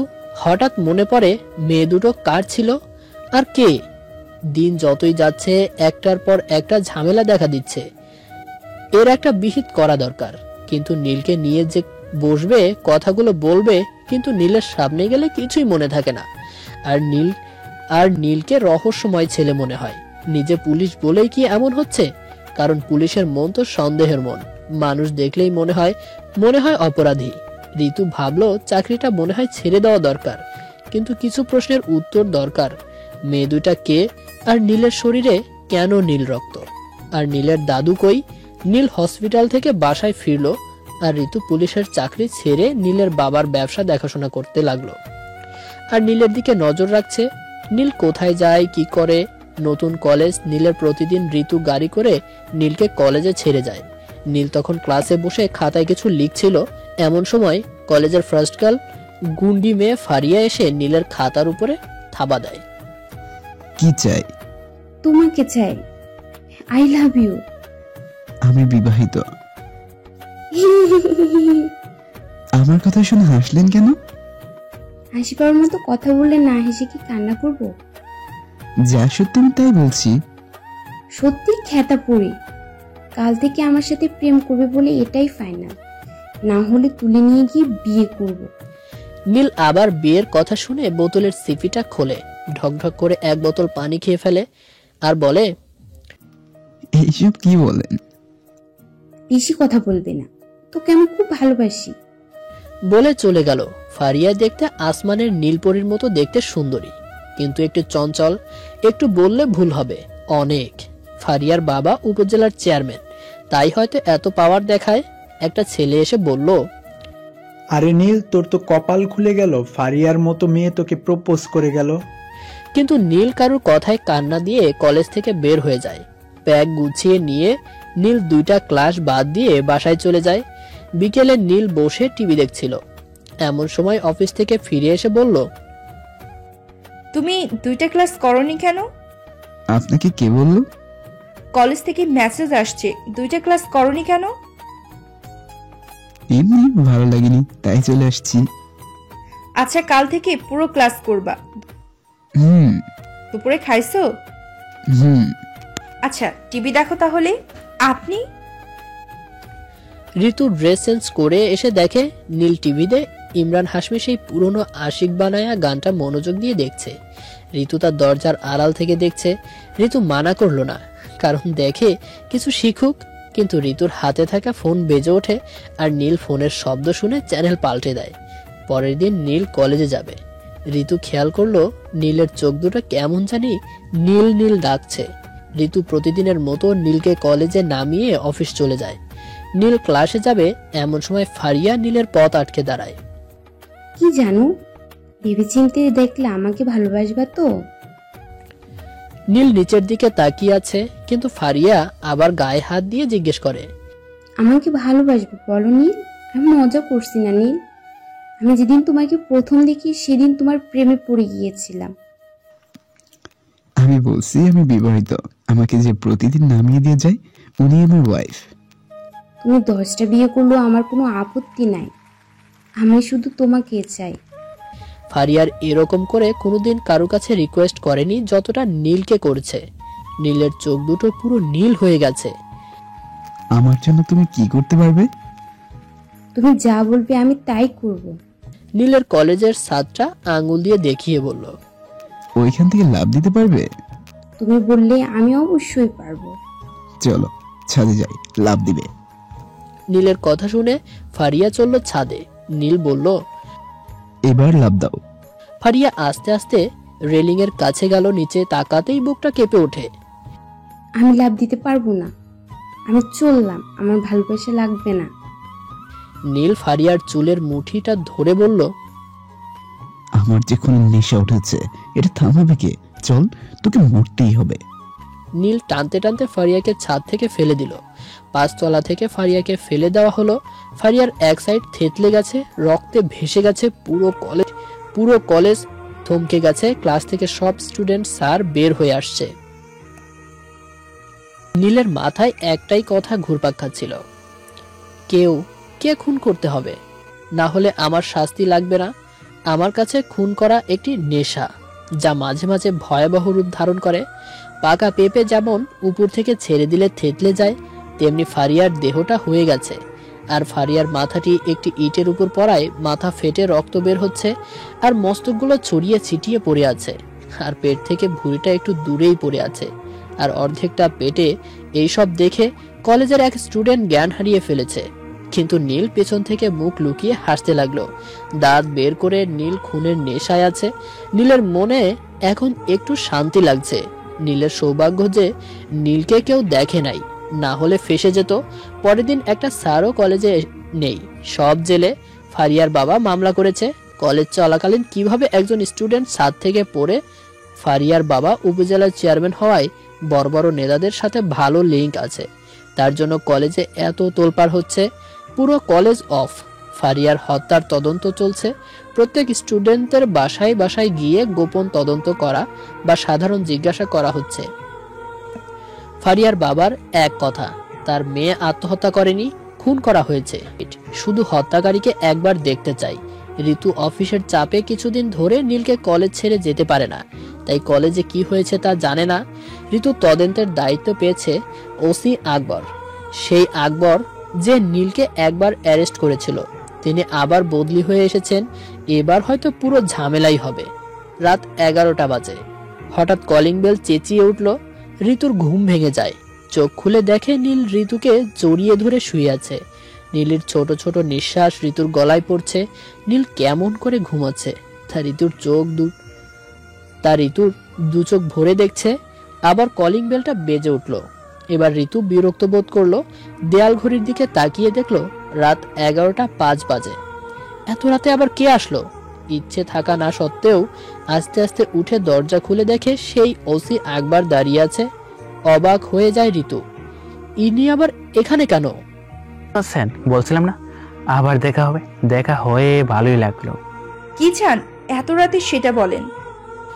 ঋতু ভুলে ওড়নাটা বিছানায় ফেলে চলে আসে। ফলে ঋতুর দেহের কিছু অঙ্গ ওসির নজরে পড়ে। কি চাই এত রাতে বুঝতে পারেন না? নজরে তাকায়। মানে হচ্ছে এটা তো নীলের বাসা। জি, তো আমরা নীলের সাথে দেখা করতে চাই। কারণ বলেন, নীলকে কি দরকার? নীলের স্কুলে একটা মেয়ে খুন হয়েছে, সেটার জন্য প্রত্যেক স্টুডেন্টের বাসায় গিয়ে সাধারণ জিজ্ঞাসা করা হচ্ছে। এত রাতে একটা স্টুডেন্টের বাসায় আমাকে কি আইন কানুন শিখাবেন? আবার কোনো ওয়ারেন্ট আছে? দেখান দেখি। এবার ওসি আকবর ভেবাচাকা খেয়ে যায়। সত্যি তো, এত রাতে আসা ভুল হয়েছে, আর ঠিকানাটা খেয়াল করা হয়নি। তাহলে ওই দিনই আসতাম। ওকে, তাহলে কাল দিনে আসবো, তখন তো বাধা দিতে পারবেন না। ঋতু চিন্তায় পড়ে গেল। নীলের কলেজে খুন, আর নীল তা ঋতুকে বলেনি। ঋতু খাটের উপর উঠতেই বৃষ্টি পড়তে লাগলো, আর হালকা বাতাস। ঋতু বিছানা থেকে নেমে জানালার কাপড়গুলো টেনে দিল। মাঝে মাঝে বিদ্যুৎ চমকাচ্ছে, তাই সব কাজ শেষ করে ঘুমো ঘুমো চোখে বিছানার উপর ধপাস করে শুয়ে পড়ে। ঋতু শুতেই নীল ঋতুর গায়ের উপর দিয়ে এক হাত দেয়। ঋতুর চোখগুলো তখন গোল গোল আকার ধারণ করে, কারণ হাত দিয়েছে ঋতুর বুকের উপর দিয়ে। ঋতুর চোখের ঘুমগুলো তখন দৌড়ে পালায়। নীল তখন ঋতুকে চাপ দিয়ে ধরে, এক টানে নিজের বালিশে নিয়ে আসে। ঋতু বোকার মতো শুধু তাকিয়ে তাকিয়ে দেখছে। তারপর নীল এক হাত ঋতুর গোলাপের পাপড়ির মতো ঠোঁট স্পর্শ করে, আর চোখের পলকেই পিচ্ছি ছেলেটা ঋতুর ঠোঁটে নিজের ঠোঁটটা ডুবিয়ে দেয়। ঋতু তো পুরোই আশ্চর্য হয়ে গেছে, তার পিচ্ছি জামাইটা এত বড় হয়ে গেছে জানাই ছিল না। নীলের হাতটা তখন ঋতুর, বাকিটা ইতিহাস। সব শেষে নীলের উলঙ্গ ক্লান্ত দেহটা ঋতুর দেহের উপর, নীলের মাথাটা ঋতুর বুকে। ঋতু তখন বলল, এখন উঠো। ঋতু নীলের মাথা ধরে তুলে কপালে কিস করে মুচকে হাসি দিয়ে মুখের দিকে তাকাতেই ঋতু চিৎকার দিয়ে বিছানা থেকে পড়ে যায়। কারণ নীলের চোখগুলো নীল রঙের ডিব্বা হয়ে গেছে, আর নীল বারবার মাথা ঝাঁকাচ্ছে। নীল রং চলে যাচ্ছে, আবার মনে নীল রঙগুলো চেপে ধরছে মনে হচ্ছে। ঋতু মেঝেতে বসে ভয়ে জড়সড় হয়ে দেখছে। দীর্ঘ 5 মিনিট পর নীল ঠিক হয়। এবার ঋতু জিজ্ঞেস করে, তুমি আসলে কে? তোমার চোখগুলো নীল হয়ে গিয়েছিল কেন? চুপ। বলো, তোমার চোখ নীল কেন? চুপ। কথা বলছো না কেন? নীল কোনো কথা বলছে না, চুপ করে আছে। নীলের মায়া শক্তি এখন কাজ করছে না। এবার বাধ্য হয়ে ঋতুকে উত্তর দিতে হবে, না হলে কোনো ঝামেলা হতে পারে।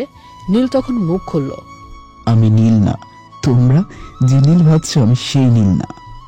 ঋতু অবাক চোখে তাকিয়ে আছে নীলের দিকে। তাহলে তুমি কে? আর রিয়েল নীল কোথায়? রিয়েল নীল আর তার পরিবার এখন লন্ডনে আছে। তুমি কে? আমি ইথান, গ্রিসের অ্যাথেন্স শহরে থাকি। আমি এখানে এসেছি এক দানবের ভয়ে, যেন রিভার্স, অভিশপ্ত দানব। সে কি কালো কালো বিচ্ছিরি দেখতে, আর সাথে একটা শেয়াল থাকে? Yes yes, reverse. কোথায় দেখেছো তাকে তুমি? রিভার্স এখানে চলে এসেছে। আমি তাকে স্বপ্নে দেখেছি। সে আমাকে ধরে নিয়ে গেছে। আমার রক্ত দিয়ে সে অভিশাপ মুক্ত হবে। এর অর্থ হলো আমাদের মেয়েদের ধরে নিয়ে যাবে। তোমার মেয়ে মানে?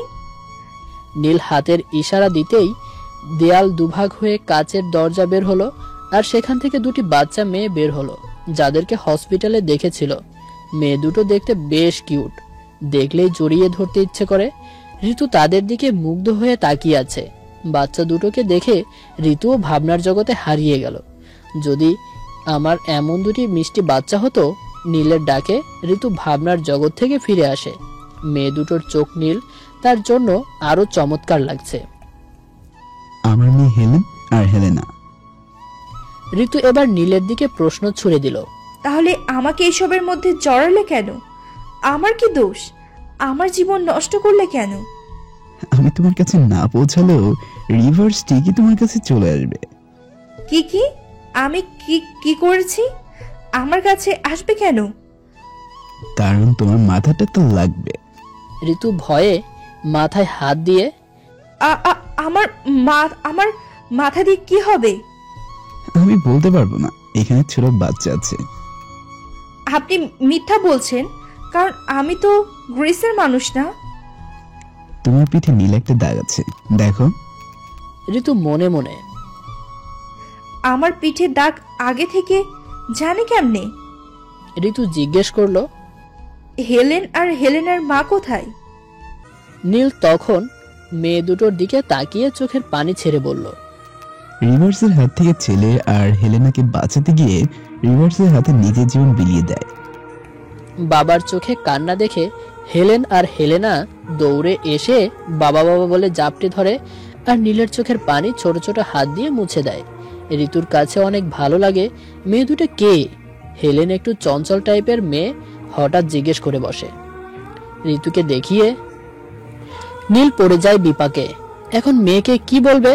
ঋতু তাকিয়ে আছে নীলের দিকে, আর ঋতু মনে মনে চাইছে মা বলুক, কারণ এরকম কিউট 2টা মেয়ের মা হওয়া ভাগ্যের ব্যাপার।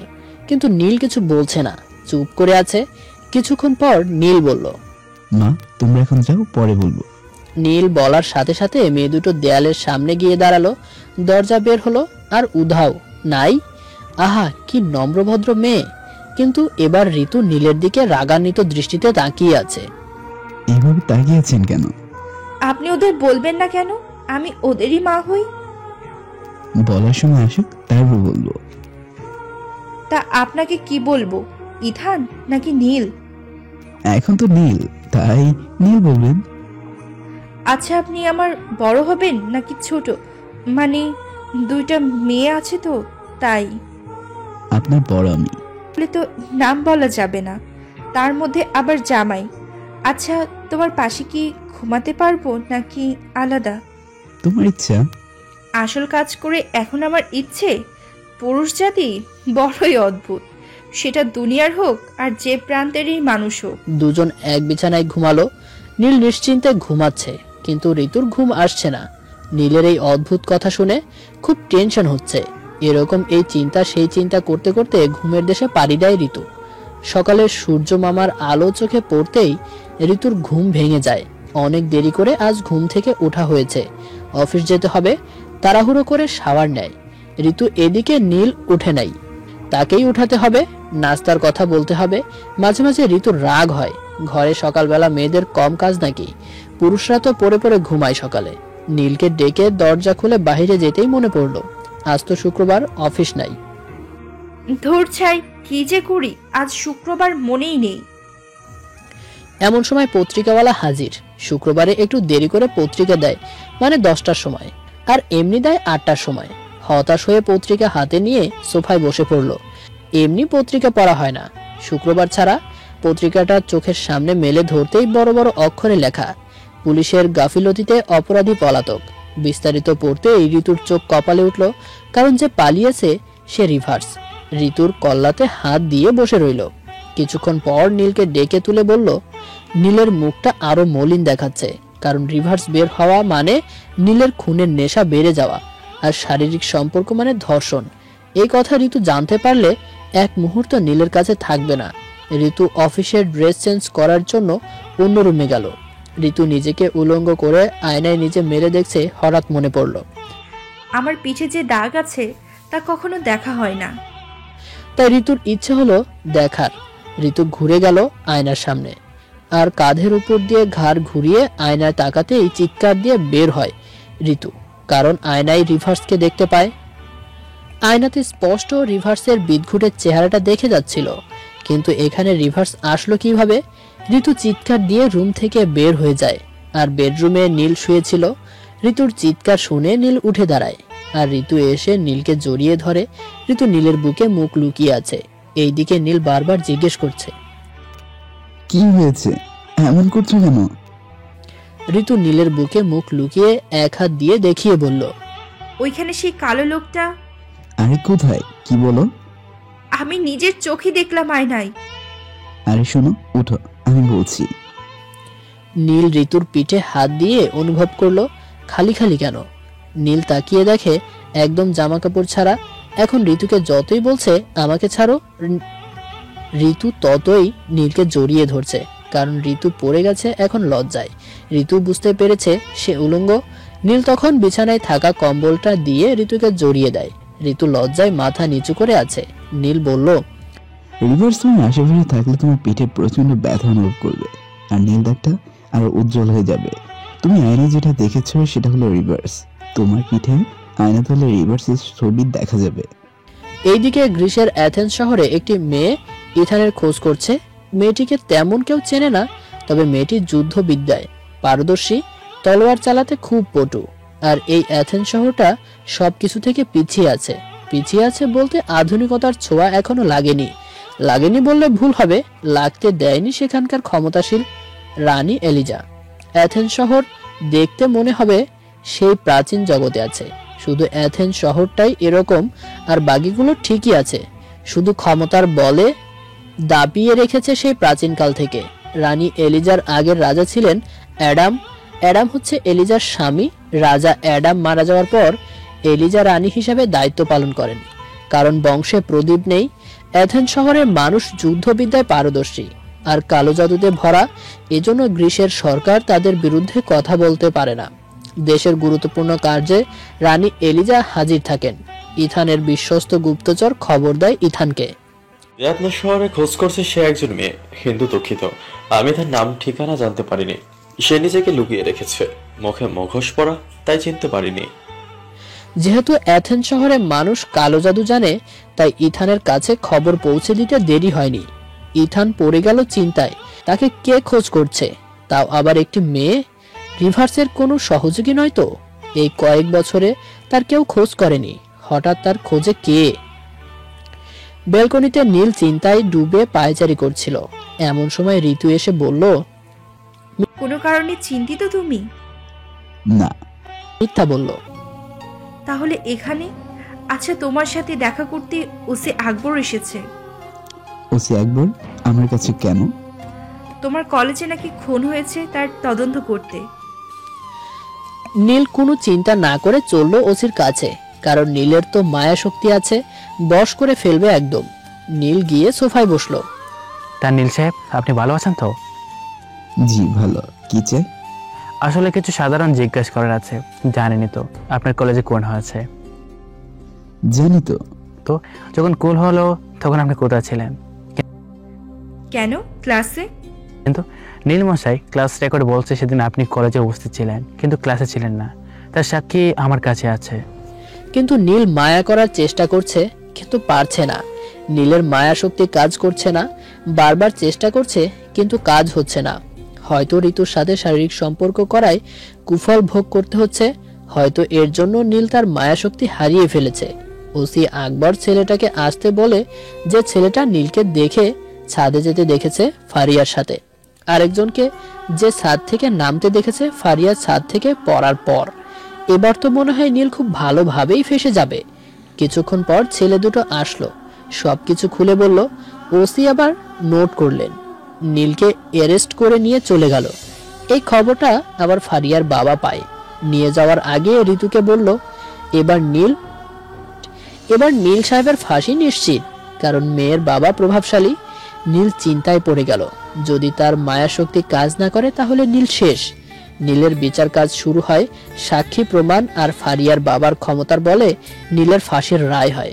ফারিয়ার বাবার ক্ষমতার বলে নীলের ফাঁসির রায় হয়। বিচারক, উকিল, সাক্ষী সবাইকে টাকা দিয়ে কিনে নিয়েছে ফারিয়ার বাবা। নীল যে খুন করেছে এটা চিরন্তন সত্য। ঋতুর টেনশনের শেষ নেই। নীল যে এত বড় একটা কাজ করবে তা ভাবতেও পারেনি। ঋতু আছে দৌড়ের উপর, কোনোভাবে নীলকে মুক্ত করা যায়, কিন্তু নীলের যদি কিছু হয় তাহলে তার মেয়ে দুটো শেষ। কিন্তু এই দিকে নীলের মায়াশক্তি কাজ করছে না, আর নীলের মায়াশক্তি কাজ না করলে নীলের নিশ্চিত মৃত্যু অবধারিত। নীলের সাথে জেলে দেখা করা নিষিদ্ধ করে দিয়েছে। ফাঁসির 20 মিনিট আগে দেখা করতে পারবে। নীলের গুপ্তচরেরাও কোনো সারা শব্দ নেই। নীল বসে আছে জেলের এক কোণে অন্ধকারে। এমন সময় কেউ একজন আসলো, তাকে দেখে পুলিশ মনে হচ্ছে না। অচেনা লোকটি আলোয় মুখ নিয়ে বললেন, আমি ফারিহার বাবা। আমি জানতে চাই আমার মেয়েকে তুই কেন মারলি? কি অপরাধ করেছিল আমার মেয়ে? হাতে একটা লাঠি নিয়ে জেলের ভেতরে ঢুকলো ফারিয়ার বাবা। নীল চুপ করে বসে আছে। ফারিয়ার বাবা আবার জিজ্ঞেস করলো, আমার মেয়েকে কেন খুন করেছিস? বলেই ফারিয়ার বাবা লাঠি দিয়ে মারা শুরু করলো, কিন্তু নীল কোনো নড়াচড়া করছে না। মনে হচ্ছে নীলের শরীর কেউ চুলকে দিচ্ছে এমন। নীলকে যে মারছে তা মনেই হচ্ছে না। মায়াশক্তি কি ফিরে পাচ্ছে? না, এটা খুনের নেশা। নীলের চোখ নীল হয়ে যাচ্ছে, মানে খুনের নেশা মাথায় চেপে বসেছে। আজ এখন একটা খুন হবে জেলে। ফারিয়ার বাবা ছাড়া আর কেউ নেই, তাকেই খুন হতে হবে। নীলের মাথায় যদি একবার খুনের নেশা ধরে, খুন না করা অবধি তার নেশা কাটবে না। নীল ঘাড়টা ফারিয়ার বাবার দিকে ঘুরায়। তখন নীলের চোখ দুটো দিয়ে নীল ঝরছিল মনে হচ্ছে এমন। অন্ধকারে নীল চোখ দুটো জলজল করছিল। নীল ঘাড়টা ঘুরিয়ে লাফ দিয়ে ফারিয়ার বাবার কোলে উঠে ঘাড়ের উপর দেয় এক কামড়। লাল টকটকে রক্ত পিক দিয়ে ইনজেকশন করার মতো বের হয়। নীল জেলের ভেতরেই কামড়ে কামড়ে ফারিয়ার বাবার দেহ থেকে মাথা আলাদা করে ফেলে, আর লুটিয়ে পড়ে মাটিতে দেহটি। ফারিয়ার বাবার মাথাটা দেহ থেকে একটু দূরে পড়ে আছে, আর মুখটা বারবার হা করেই যাচ্ছে। রক্তে নীলের সেলটা একদম ভেসে গেছে। পাশের সেলের আসামি যখন রক্ত রক্ত বলে চিৎকার দিয়ে ওঠে, ঠিক তখনই পাহারায় থাকা পুলিশগুলো দৌড়ে আসে। এসে দেখে ফারিয়ার বাবার দেহটা পড়ে আছে মেঝেতে, আর তার পাশেই নীল বসে আছে। হয়তো জেল প্রহরীরা এত রক্ত কোনোদিন দেখেনি। একজন দেখে জ্ঞান হারিয়ে ফেলে। এই ঘটনা জেলারকে জানানো হয়। সে এসে দেখে এই হয়েছে। জেলার এসে বললেন লাশটা গায়েব করে ফেলতে, কারণ যদি উপরমহল জানতে পারে যে জেলের ভেতর খুন, তাও অফিসারের সহায়তায়, তাহলে সবার শাস্তি হবে। জেলার তাই লাশটা গুম করে ফেলতে বলল। কিছুক্ষণের মধ্যে লাশটা গুম হয়ে গেল। নীলকে রাখা হলো আরো একটি কঠিন ছেলে, শাস্তিস্বরূপ অন্ধকার ছেলে রাখা হয়, যেখানে নেই বিদ্যুৎ, নেই কোনো আলো। একদিন দুদিন করে ফাঁসির দিন চলে আসলো। ফাঁসির 20 মিনিট আগে ঋতু আসলো দেখা করতে, কিন্তু নীল দেখা করতে রাজি না। ঋতু আছে দুশ্চিন্তায়, কারণ এইদিকে নীলের প্রাণ আর ওইদিকে নীলের 2 মেয়ে হেলেন আর হেলেনার প্রাণ। নীল যদি দেয়ালের কাছে না যায় তাহলে কখনোই গোপন দরজা খুলবে না। এইদিকে নীলের ফাঁসির ডাক পড়ে গেল। নীল শুধু মায়াভরা দৃষ্টিতে তাকিয়ে আছে, তাকে বাঁচাতে কেউ আসে কিনা, কিন্তু কেউ আসলো না। ফাঁসির দড়ি গলায় পড়ার আগে নীল তার মাকে স্মরণ করলো। আর একটা কথা না বললেই নয়, নীলের মা হচ্ছে অ্যাথেন্স শহরের রানী এলিজা। নীলের বাবা মরার আগ হতে নীল শহর ছাড়া। নীল হচ্ছে বাবা মায়ের একমাত্র সন্তান। রানী এলিজা ধরেই নিয়েছে তার ছেলে হয়তো বেঁচে নেই। নীল যদি বেঁচে থাকে তাহলে নেক্সট রাজা নীল, মানে ইথান। নীল দাঁড়িয়ে মায়ের কথা ভাবতেই এমন সময় লম্বা লম্বা গোফওয়ালা একজন লোক আসলো, স্বাস্থ্যবান, যে কেউ দেখলে ভয়ে তার আত্মা কেঁপে উঠবে। সেই লোকটি এসে হাতকড়ার সামনে থেকে হাত দুটো পেছনে নিয়ে পুনরায় হাতকড়া লাগিয়ে দিল। তারপর কালো কাপড় দিয়ে মুখ ঢেকে দিল। নীলের মন এইবার বলতে লাগলো তাকে বাঁচাতে আর কেউ আসবে না। তার প্রাণ পাখি একটু পর উড়াল দিবে। তারপর ফাঁসির দড়িটা গলায় পরিয়ে দিল। তারপর জল্লাদ সময়ের অপেক্ষা করছে। এক হাতে রুমাল, অন্য হাতে ঘড়িতে তাকিয়ে আছে। হাত থেকে রুমাল পড়তেই দড়ি টানবে জল্লাদ। রুমাল হাত থেকে পড়ে গেল আর জল্লাদ দড়ি টানলো। নীলের খেল খতম। অ্যাথেন্স শহরে ঘোষণা হলো ইথানকে চাই, জীবিত অথবা মৃত। যে ধরিয়ে দিতে পারবে তাকে 1000টা সোনার মোহর দেওয়া হবে। আর রানী এলিজা এটাও বলে দিলেন, তাকে যদি জীবিত ধরা হয় তাকে মৃত্যুদণ্ড দেওয়া হবে। ইতিহাসের পাতায় লেখা থাকবে যে মা তার একমাত্র ছেলেকে মৃত্যুদণ্ড দিয়েছেন। কিন্তু কেন, কি তার অপরাধ, তা এখনো জানা হয়নি। শহরে বলাবলি শুরু হয়ে গেল যে একজন মা কি করে পারে তার একমাত্র ছেলেকে মৃত্যুদণ্ড দিতে। নিশ্চয়ই এর পেছনে বড় কোনো কারণ আছে। মনে হয় রানী আবার বিয়ের পিঁড়িতে বসবেন, তাই হয়তো এমন সিদ্ধান্ত। এই বুড়ো বয়সে ভীমরতি ধরেছে মনে হয়। যে রাজা পরিবারের দিকে লোক আঙ্গুল তোলার সাহস পেত না, সেই পরিবারের রানীকে নিয়ে সমালোচনা। এই দিকে ঋতু বাসায় বসে কান্না করছিল, কারণ নীলের ফাঁসি হয়ে গেছে। আর ঋতু এখন বিধবা, কিন্তু ঋতুর বিশ্বাস হচ্ছে না যে নীল আর নেই। ঋতু নীলকে অনেক ভালোবাসতো। এইদিকে ঋতু তার বাবা মাকে কিছুই জানায়নি যে নীলের ফাঁসি হয়েছে, কারণ ঋতুর জীবনে অনেক কিছু ঘটেছে, আবার সেটাই স্বপ্ন হয়ে গেছে। কিন্তু ঋতু ভাবছে এটাও যেন স্বপ্ন হয়, সেই আশায় বসে আছে। রাত তখন 12:10 বাজে। নীলের ফাঁসি হয়েছে 12টায়। সোফায় বসে কান্না করছিল। হঠাৎ করে রুমের লাইটগুলো জ্বলে নিভে যাচ্ছিল। বারবার লাইট জ্বলে নিভে যাচ্ছিল, কিন্তু একটা সময় লাইট অফ হয়ে যায়। ঋতু তখন ভয়ে সোফায় পা তুলে বসে দরজাটা একাই খুলে যায়, যেটা লাগানো ছিল। পিঠে প্রচন্ড ব্যথা অনুভব হচ্ছে। সেই দাগটায় ঋতুর মনে হলো তাহলে কি রিভার্সের আগমন ঘটবে এখন। রিভার্সের কথা মনে পড়তেই আরো ভয়ে জড়সড় হয়ে যায়। এখন তাকে কে রক্ষা করবে? নীলও নেই। কি করে রিভার্সের মোকাবেলা করবে তাও বলে জানি নীল। হঠাৎ একটি চেয়ার উড়ে আসে ঋতুর সামনে। তা দেখে ঋতু দৌড়ে রুমে গিয়ে দরজা লাগিয়ে দিয়ে আলমারির পেছনে লুকিয়ে পড়ে। দরজাটা আবার একাই খুলে যায়। কালো পোশাক পরা একটা লোক, তার হাত দেখে বোঝা যাচ্ছে সে অনেক কালো। তার মানে এই রিভার্স। ঋতু আলমারির ফুটো দিয়ে তার মুখ দেখার চেষ্টা করলো, কিন্তু দেখা যাচ্ছে না। সে এদিক ওদিক তাকাচ্ছে, মানে ঋতুকে খুঁজে বেড়াচ্ছে। হঠাৎ আলমারির দিকে তাকায় আর হাতটা উঁচু করে আলমারিটা গাড়ির মতো একাই তার হাতের নাগালে চলে আসে। এমন সময় আরেকটি চুলওয়ালা হাত দেখা যায়। আলমারির উপরে হাত, বড় বড় নখ, কালো পশমে সারা শরীর ঢাকা। আরে এটা তো একটা নেকড়ে। সে রিভার্সের সাথে লড়াই করে আর রিভার্স লড়াইয়ে পরাজিত হয়ে পালিয়ে যায়। তখন নেকড়েটি আলমারির ফুটো দিয়ে তাকায় আর আস্তে আস্তে পেছনে চলে যায় আর হাওয়ায় মিলিয়ে যায়। এমন সময় বিদ্যুৎ চলে আসে, রুম আলোকিত হয়ে যায়। ঋতু ভয়ে ভয়ে আলমারির দরজা ঠেলে ভেতর থেকে শব্দহীনভাবে বের হলো। বের হয়ে এদিক সেদিক তাকিয়ে দেখলো কেউ আছে কিনা, কিন্তু কেউ নেই। ঋতুর পিঠে যে দাগটা আছে সেখানের ব্যথাটাও চলে গেছে। ঋতু ভাবলো যদি আজ নেকড়েটা না আসতো তাহলে হয়তো তার কল্লাটা আজ নিয়ে যেত রিভার্স। দরজার টুনটুন শব্দ শুনে লাফ দিয়ে 10 হাত পিছিয়ে যায় ঋতু। দরজাটা ওভাবে এখন চিল্লাবে ভাবতেও পারে নাই। ঋতু আস্তে আস্তে দরজার কাছে যায়, ভয়ে দরজা খোলে। দরজা খুলে দেখে কেউ নেই।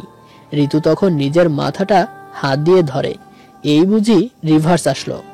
ঋতু তখন দোয়া দরুদ পাঠ করতে থাকে, হাতে ফু দিয়ে সারা মাথায় দেয়। সেই ভেতরে আসে দরজা বন্ধ করবে, এমন সময় একটা মেয়ে বুম করে ওঠে আর ঋতুর জায়গায় অজ্ঞান। মেয়েটি ঋতুর বান্ধবী মিহি, আর সাথে মিহির বর রাফি। ঋতুর অজ্ঞান হওয়া দেখে মিহি চমকে যায়। ঋতু তো এত ভীতু না যে সামান্য বুম করাতেই অজ্ঞান হয়ে যাবে। মিহি কি একা তার বান্ধবীকে দরজা থেকে বেডরুমে নিতে পারে? বিয়ের পর এর মুটি হয়েছে, খেয়ে মিহিকে একা নিতে পারে? মিহির বর ঋতুর হাতটা ধরতেই মিহি দিল এক থাপ্পড় রাফির হাতে। তুমি কোনোদিনও ভালো হবে না, ক্যারেক্টারলেস একটা। আমি তোমাকে সাহায্য করছি আর তুমি আমাকে চরিত্রহীন বলছো? তুমি কেমন তা আমি ভালো করে জানি, তোমাকে ধরতে হবে না। শুটকি নিবে 8 বস্তা বিবি করে। এই তুমি কি বললা? আমার বান্ধবী 8 বস্তা? এর মধ্যে জায়গা বে জায়গায় চোখ দেওয়া শেষ। এ দেখছি শকুনের চোখ। বড় বড় বললাম, শকুনের কি চোখ হয়? দাঁড়িয়ে আছো কেন? যাও। তুমি আসলে একটু বেশি। রাফি গিয়ে সোফায় বসে রইল। মিহি ঋতুকে টানতে টানতে রুমে নিয়ে গিয়ে চোখে মুখে পানি দিতেই আমার মাথা বলে চিল্লাতে লাগলো। মিহু ভ্রু কুঁচকে ঋতুর দিকে তাকিয়ে, তোর মুন্ডু তোর সাথে আছে। মিহুর কথা শুনে চুপ হয় ঋতু। তুই কখন আসলি? তুই তো আমার বোম শুনলেই অজ্ঞান, আর কল্লা কল্লা বলে চিল্লাচিল্লি করছিস কেন? তোকে পরে সব বলবো। তুই এত রাতে আমাকে আসতে বললি কেন? কয়টা বাজে? 2টা বাজে। নীলের লাশ এখনো আসলো না কেন? কার লাশ? ঋতু কিছুই বলে নাই মিহিকে। ঋতু থানায় ফোন দিল, নীলের লাশটা এখনো আসে নাই। তার জন্য ঋতু চিন্তায় আছে, কি করবে বুঝতে পারছে না। মনটা ভীষণ ঋতুর। প্রিয়জন হারানোর যে কি বেদনা তা ঋতু জানে। বুকের ভেতরটা জ্বলে পুড়ে ছাই হয়ে যাচ্ছে। আর মিহিকে মাহি বলি, মিহি থেকে মাহি। মাহি আবার বলল, কি রে ঋতু, কার লাশ? কিছুই তো বুঝছি না। আমার স্বামীর লাশ। মাহি চমকে গিয়ে বলল, কি? নীল ভাইয়ের লাশ? মানে কি? আজ নীলের ফাঁসি হয়েছে রাত 12টায়, কিন্তু লাশটা এখনো পৌঁছায়নি। অভিমান করে নীল আমার সাথে দেখা করেনি। এখন মনে হয় শেষ দেখাটাও করতে পারবো না। মাহি কিছুক্ষণ থ মেরে বসে থাকে, কারণ মাহি বিশ্বাস করতে পারছে না। থানা থেকে ফোন আসলো, নীলের লাশ পাঠিয়ে দিয়েছে বাড়ির উদ্দেশ্যে, লাশ অ্যাম্বুলেন্সে। ঋতুর হাত থেকে ফোনটা পড়ে গেল। দু চোখ বেয়ে জল গড়িয়ে পড়তে লাগলো আর চিৎকার দিয়ে উঠল। ঋতু নীল আর নেই ভাবতেই বুকটা ফেটে যাচ্ছে। এমনও দিন দেখতে হবে তা ভাবতেও পারেনি ঋতু। ওইদিকে একটি মেয়ে যে ইথানের খোঁজ করছিল, সেই মেয়েটি চলে আসে।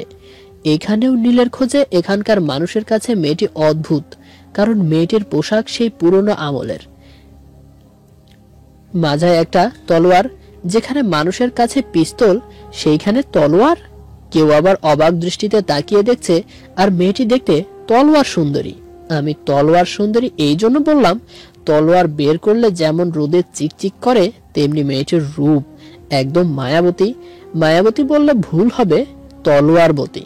কেউ কাছে গেলে ধারালো তলোয়ার দেখাচ্ছে। কিছু দূর যেতেই কিছু বকাটে ছেলে পথ আটকে দাঁড়ায়। আপু, আপনার নাম কি? সোফিয়া। বাহ, খুব সুন্দর নাম তো। চলেন। কোথায়? একটু কানামাছি খেলবো। গায়ে হাত দিয়ে। হাত নামান। না তো এখন কি এই তলোয়ার দিয়ে আমার হাত কাটবেন? হো হো করে হেসে দিল সবাই। বখাটে ছেলে পেলে মোট 7 জন। 7 জনের কাছে 7টা বাইক, আর একজন বাইক হাতে নেমে এসে বলল, বলে একজন হাত ধরে টান দেয়, কিন্তু সোফিয়া বুঝতে পারে এরা কে। সোফিয়া তখন বাইকের পেছন ধরে ছুঁড়ে, মনে হলো এক দিয়ে বালিশ ছুঁড়ে মারলো। পেছনে তাকিয়ে দেখে একটাও নেই। যে দাঁড়িয়েছিল সে বাইক রেখেই দৌড়, কিন্তু আরেকজন বাইক বারবার সেলফ দিচ্ছে কিন্তু স্টার্ট নিচ্ছে না, আবার পা দিয়ে বারবার কিক দিচ্ছে কিন্তু স্টার্ট নিচ্ছে না। সোফিয়া বাইকের কাছে গেল আর ছেলেটার কাঁধে হাত রাখতেই লাফ দিয়ে বাইক থেকে পড়ে গেল।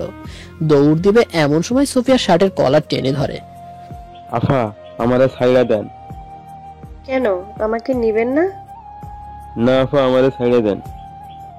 না, যাওয়া যাবে না, আমাকে এখানে নিয়ে যেতে হবে, মানে নীলের বাসায়। তারপর? পরেরটা পরে। ছেলেটা ভয়ে ভয়ে বাইকে বসলো, তার পেছনে সোফিয়া চেপে বসলো। ছেলেটা ভয়ে জড়সড় হয়ে বাইক চালাচ্ছে। সকাল গড়িয়ে দুপুর হয়ে গেল, কিন্তু নীলের লাশ এখনো এসে পৌঁছায়নি। থানায় বারবার ফোন দিচ্ছে, কিন্তু থানা থেকে এক কথা বারবার বলছে লাশ পাঠিয়ে দেওয়া হয়েছে, কিন্তু গালে হাত দিয়ে বসে আছে গতকাল থেকে। খাওয়া দাওয়া অফ। মাহি কত করে বলল খেতে, কিন্তু কিছুতেই খাচ্ছে না। ঋতু এমন সময় অ্যাম্বুলেন্সের শব্দ। গাড়িটা গেট দিয়ে প্রবেশ করতেই ঋতুর বুকটা হা হা করে উঠল। নীল আর নেই, চোখের জল আর বাধা মানছে না। অ্যাম্বুলেন্স এসে থামলো।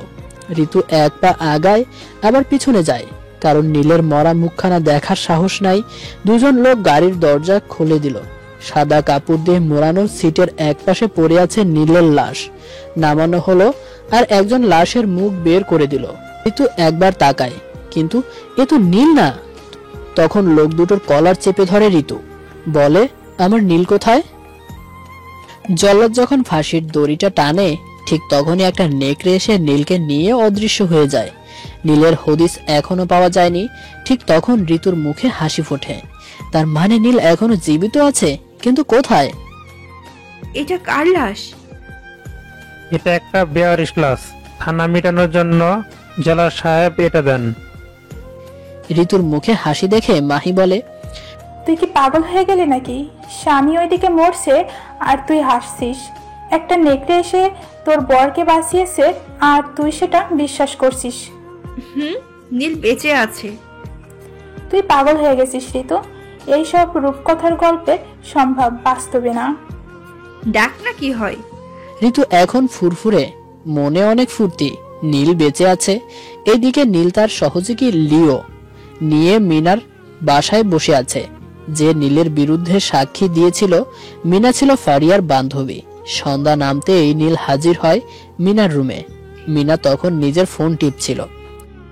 মিনা, মিনা আমাকে ফাঁসির দড়িতে ঝোলাতে চেয়েছিল, তাই না সোনা বাবু? নীল, তোমার না আজ ফাঁসি? আমাকে ফাঁসি দিবে এমন দড়ি আছে নাকি? মিনা চিৎকার দিবে এমন সময় নেকড়ে লিও রুমের ভেতরে ফু দিল, আর মিনার আওয়াজ ছোট হয়ে গেল। মিনা যতই চিৎকার করছে, কিন্তু কোনো আওয়াজ বের হচ্ছে না। নীল সোফা থেকে উঠে ধাক্কা দিয়ে মিনাকে বিছানায় ফেলে দেয়, আর লিও এর দিকে নীল হাত বাড়িয়ে দেয়। লিও একটি ধারালো ছুরি দেয়। নীল ছুরি দিয়ে মিনার এক হাত কেটে ফেলে দেয়, আর রক্ত ফিনকি দিয়ে বের হয়। তারপর আবার লিও এর দিকে হাত বাড়ায়। লিও একটা গ্লাস দেয়, মিনার রক্ত দিয়ে গ্লাসে ভরে। নীল রক্ত পান করে। মিনা ব্যথায় মরে যাওয়ার মতো চিৎকার করছে, কিন্তু কোনো শব্দ বের হচ্ছে না। নীল আবার ছুরির মাথা দিয়ে মিনার চোখ তুলে লিও এর দিকে ছুঁড়ে দেয়, আর লিও তা মুখে দিয়ে ক্যাচ ধরে খেতে থাকে। এইভাবে মিনার প্রত্যেকটি অঙ্গ কেটে লিওকে দেয়, কিন্তু মিনার কলিজা আর মাথার মস্তক সাথে নেয়। নীল চলে যায়। তার কিছুক্ষণ পর আসে রিভার্স। এসে দেখে মেঝেতে আর বিছানায় রক্ত। রিভার্স বুঝতে পারে মিনাকে মেরে ফেলেছে ইথান। নীল আর লিও মিনাকে মারার পর যায় ইমরানের কাছে, যে নীলকে ছাদ থেকে নামতে দেখেছিল, কিন্তু নীল বুঝতে পেরেছে রিভার্স তার পিছু নিয়েছে। তাই নীল ইমরানকে 5 খণ্ড করে আর ইমরানের কলিজা নিয়ে নেয়, কিন্তু এখানেও রিভার্স আসতে লেট করে। ইমরানকেও মেরে ফেলেছে ইথান। এখন বাকি শারমিন, যাকে নীল মনের মতো করে খুন করবে, কারণ যার জন্য নীল ভালো করে ফেসে গিয়েছে। শারমিনের রুমে যাবে, কিন্তু দরজায় দাঁড়িয়ে আছে রিভার্স। লিও ভয় পেয়ে ইথানের পিছনে। কি রিভার্স, তুমি আমার পিছনে লেগেছো কেন? মাফ করবেন ইথান। রিভার্স, তোমার সাহস তো কম না, তুমি আমার নাম ধরে ডাকছ। মাফ করবেন আপনি, আর রাজকুমার নেই। আপনাকে দেখা মাত্র মেরে ফেলার অনুমতি আসছে। আপনি যে কোনো দেশের জন্য বিপজ্জনক। তুমি ভুলে যাচ্ছ রিভার্স, আমি আপনার মায়ের মানে রানী এলিজার হুকুমের গোলাম। উনি যা বলবেন তাই হবে। আপনাকে এখন মরতে হবে আইথান। তুমি ভুলে যেও না, আমি রাজকুমার পারলে আমাকে ধরে দেখাও। নীল তার মায়া শক্তি ফিরে পেয়েছে। অদৃশ্য হয়ে শারমিনের গলা কেটে পালিয়ে যায়, কিন্তু রিভার্স কিছুই করতে পারে না। রিভার্স হচ্ছে রানী এলিজার নিজস্ব গুপ্তচর আর একজন শক্তিশালী যোদ্ধা। রিভার্সের মতো শক্তিশালী আর দুইটা নেই। নীল একা নিজের বাড়িতে যায়। ঋতু তখন ঘুমাচ্ছিল, তার পাশে মাহি ঘুমাচ্ছিল, কিন্তু নীল মাহিকে চেনে না, তাই ঋতুকে ডাকে না। ঋতুকে না ডেকে নীল দেয়ালের কাছে যায়, গোপন দরজাটা খুলে যায় এমন, আর নীলের মেয়ে দুটো দৌড়ে যায় নীলের কাছে আর জড়িয়ে ধরে। প্রায় 10 মিনিট পর ঋতুর ঘুম ভেঙে যায়। কোনো কিছু খাওয়ার শব্দ ঋতুর কানে আসে। ঋতু আস্তে আস্তে যেখান থেকে আওয়াজ আসছে সেদিকে যায়। ভালো করে তাকিয়ে দেখে দেয়ালের গোপন দরজাটা খোলা। ঋতু বুঝতে পারে নীল আসছে, তাই নিজ গতিতে ছুটে চলে নীলের কাছে। ঋতু কিন্তু গোপন দরজা দিয়ে প্রবেশ করতেই দেখে নীলের মেয়ে দুটো কিছু খাচ্ছে, কিন্তু মুখ লাল হয়ে আছে। ঋতুর পা থমকে যায় আর দরজার আড়ালে লুকিয়ে যায়। উকি মেরে দেখে নীলের মেয়ে দুটোর হাতে কলিজা, মনে হচ্ছে আর মুখে রক্ত, কাঁচা কলিজা খাচ্ছে। কলিজা খাওয়া শেষ হয় এমন সময় নেকড়ে আসে, হাতে একটা মানুষের কাটা মাথা। নেকড়েটা মাথাটা চেপে ধরে আর নাক মুখ দিয়ে মাথার মস্তক বের হয়। হেলেন আর হেলেনার সামনে নিতেই খেয়ে ফেলে ছোট ছোট বাচ্চা দুটো। ঋতু তাকিয়ে দেখছে হেলেন আর হেলেনাকে কিভাবে খাচ্ছে। ঋতুর নিজের চোখকে বিশ্বাস করতে পারছে না। ঋতু লুকিয়ে লুকিয়ে দেখছে, ঠিক এমন সময় ঋতু বুঝতে পারলো তার পেছনে কেউ দাঁড়িয়ে আছে। ঋতু ঘাড় ঘুরিয়ে দেখে কালো পোশাকে একজন দাঁড়িয়ে আছে। সে আর কেউ নয়, রিভার্স। ঋতু কল্লাটা ধরে চিৎকার দেবে, ঠিক তখনই রিভার্স ঋতুর মুখ চেপে ধরে। চুপ চুপ চুপ, চিৎকার করবেন না। কিন্তু কে শোনে কার কথা? ঋতুর মুখ আরো চেপে ধরায় ঋতু ভাবলো হয়তো এখনই তার মাথা কেটে নিয়ে যাবেই তো। রিভার্সের হাত থেকে বাঁচার জন্য আরো ছটফট করছে। তখন রিভার্স ঋতুর সাথে না পেরে ঋতুকে বাহিরে নিয়ে যায়, আর ঋতুর মুখ ছেড়ে রিভার্স বলে, আপনাকে বলছি চুপ থাকতে, কিন্তু কেন আমার কথা শুনছেন না? ঋতু হাঁপাতে হাঁপাতে বলে, আপনি গলা কেটে মাথা নিবেন না? রিভার্স অবাক হয়ে, আমি আপনার মাথা কেটে নিব কেন? আমি জানি, নীল বলেছে আমার মাথা নিয়ে নাকি আপনি অভিশাপ মুক্ত হবেন। কি আপনার মাথা নিয়ে? আর এই নীলটা কে? ও, নীল বললে তো চিনবেনই না, ইথান বলেছে আমাকে। তার জন্য আপনি এইভাবে নিজের মাথা ধরে আছেন? জি। আমি রিভার্স, রানী এলিজার খাস গোলাম। আমি জন্ম থেকেই এমন কোনো অভিশাপ না। তাহলে আমার পিঠের নীল দাগটা? কি নীল দাগ? কই দেখি। আমার পিঠে। কই দেখি। আপনাকে দেখাবো কেন? আপনি একজন পরপুরুষ। আমাকে শুধু দাগটাই দেখান, আর কিছু দেখাতে হবে না। ঋতু অনেক কষ্ট করে শুধু নীল দাগটা রিভার্সকে দেখায়। এটা তো আইথানের মায়া দাগ, এর মাধ্যমে আপনার ওপর নজর রাখে। ঋতু মুচকি হাসে আর মনে মনে ভাবে, নীল আমাকে কত ভালোবাসে। ঋতুর ঠোঁটে হাসি দেখে রিভার্স অবাক হয়ে জিজ্ঞেস করে, আমি হাসছেন?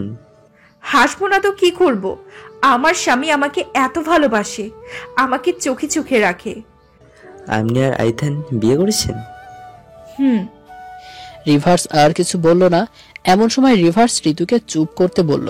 কেউ আসার শব্দ শুনতে পেল। কান খাড়া করে দাঁড়িয়ে আছে রিভার্স।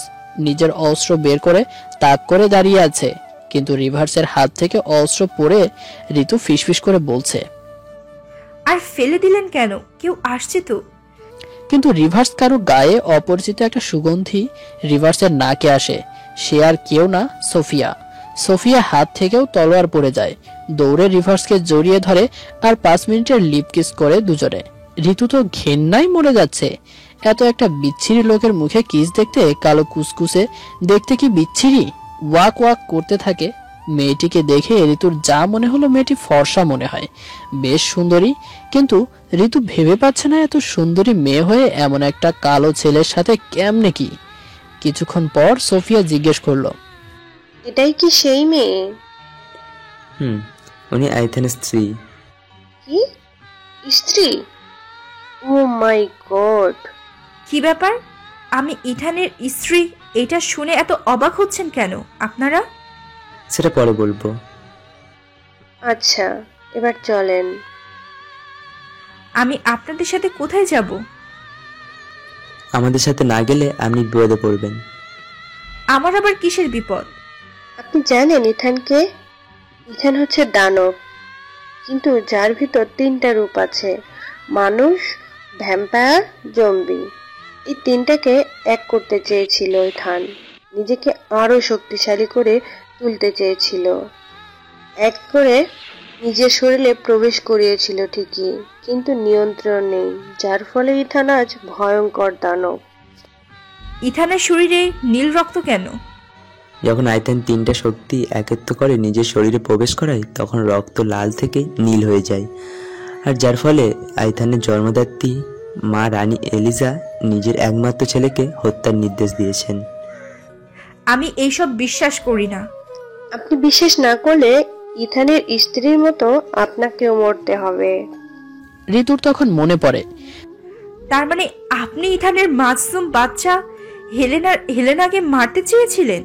সোফিয়া তখন রিভার্সের মুখের দিকে তাকিয়ে থাকে, কারণ ঋতুর কথাটা সত্যি। ঋতু হয়তো জানে না ঋতুর নিজ হাতে ইথানকে হত্যা করতে হবে।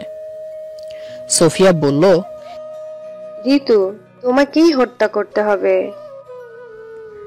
আমি কোনোদিন পারবো না নিজের স্বামীকে মারতে, আর আমি তোমাদের কথা কেন বিশ্বাস করব? তুমি যদি আইথানকে না মারো তাহলে এই তোমার শহর মৃত্যু মিছিলে পরিণত হবে, যার জন্য দায়ী তুমি হবে। আমি হব মানে? আমি কেন হব? কারণ নিয়ত তোমাকে এই দায়িত্বটা দিছেন। দেখো ঋতু, ইথান জানে তুমি ছাড়া আর কেউ তাকে মারতে পারবে না, আর তার জন্য ইথান বিবাহ নামক মায়াজালে তোমাকে আবদ্ধ করে, যাতে সেই জাল তুমি কোনোদিন ছিঁড়তে না পারো। ঋতু ইথানকে কোনোদিন হত্যা করতে পারবে না, কারণ অনেক ভালোবাসে ইথানকে, কিন্তু এইদিকে নিজের সুখের জন্য শহরটাকে মৃত্যুপুরীতে পরিণত করব, তা হয় না। ঋতু সোফিয়া আর রিভার্সকে বলল, আমাকে কিছুদিন সময় দাও, আমি ভেবে দেখি। পরের দিন সকালবেলা ঘুম থেকে উঠে দেখে মাহি নেই। খাটের বিছানার উপর একটা চিঠি। মাহি লিখে গেছে যে আমার জরুরি একটা কাজ পড়ে গেছে, তাই তাড়াহুড়ো করে চলে আসলাম। তোকে অনেকবার ডাকছি, কিন্তু তুই ঘুমের ঘোরে বিভোর ছিলি, কোনো সারা শব্দ পেলাম না, তাই চলে আসলাম। তুই কিছু মনে করিস না আর রাগ করিস না, ভালো থাকিস। হঠাৎ ঋতুর রাতের কথা মনে হলো, কিন্তু অনেক কিছুই ভুলে গেছে, স্বপ্নের মতো মনে হচ্ছে। ঋতু বেডরুম থেকে বের হয়ে ড্রয়িং রুমে গেল, দেখলো নীল সোফার উপর শুয়ে আছে, শীতে একদম জড়সড় হয়ে।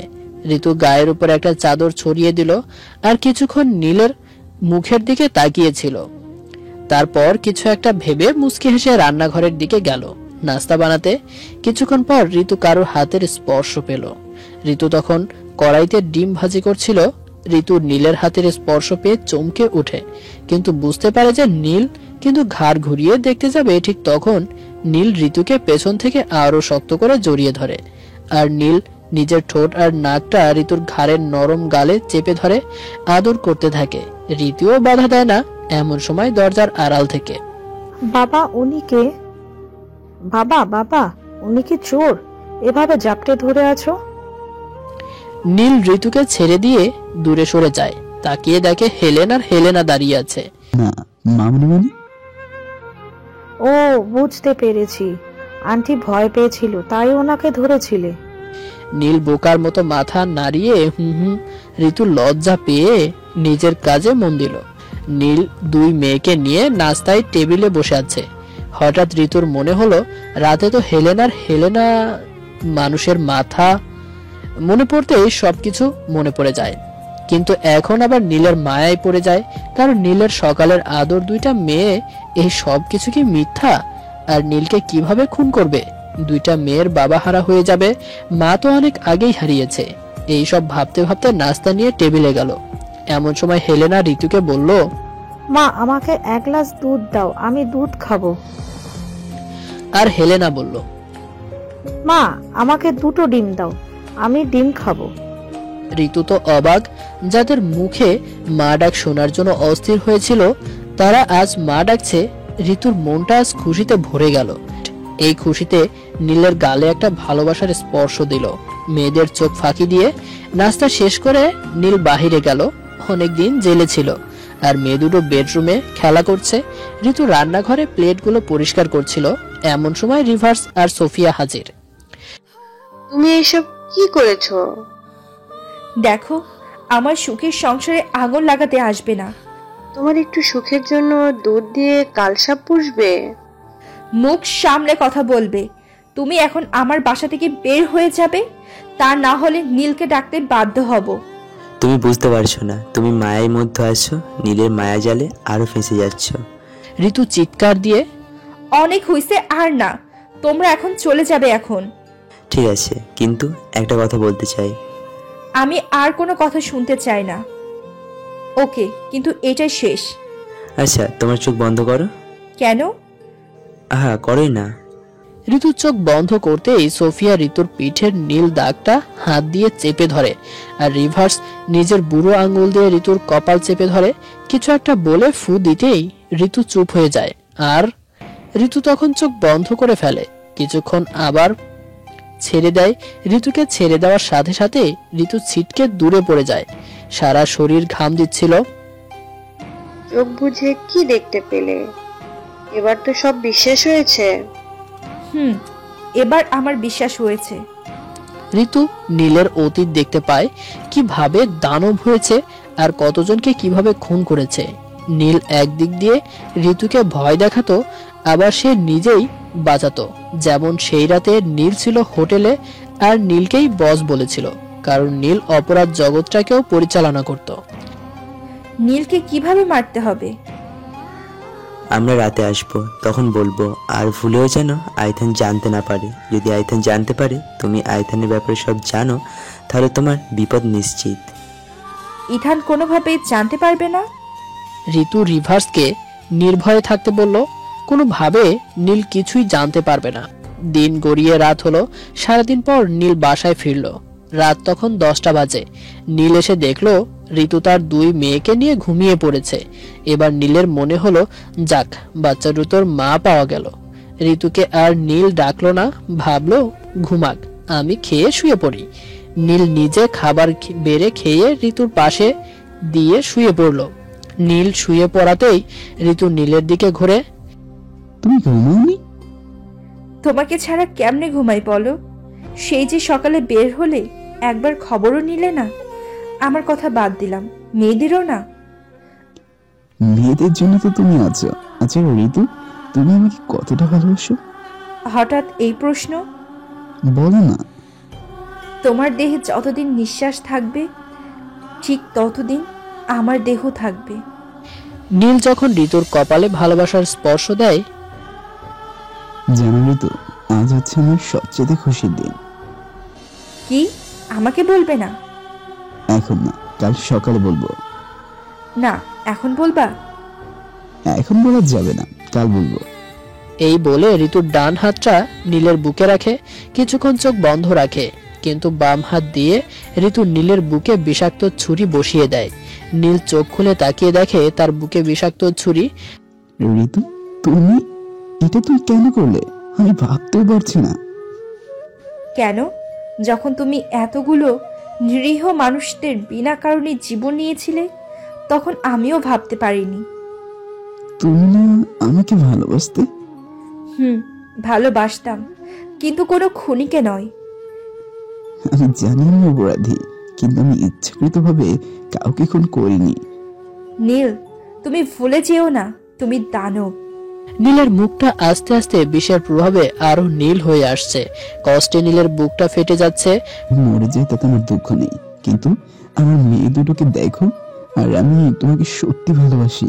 আর একটা কথা, আমার বাড়িতে একটা কথা শেষ না হতেই রিভার্স আর সোফিয়া এসে তলোয়ার দিয়ে নীলের মেয়ে হেলেনার মাথা দেহ থেকে আলাদা করে ফেলে। এক কোপে নীল তখন চিৎকার দিয়ে ওঠে, কিন্তু কোনো লাভ হয় না।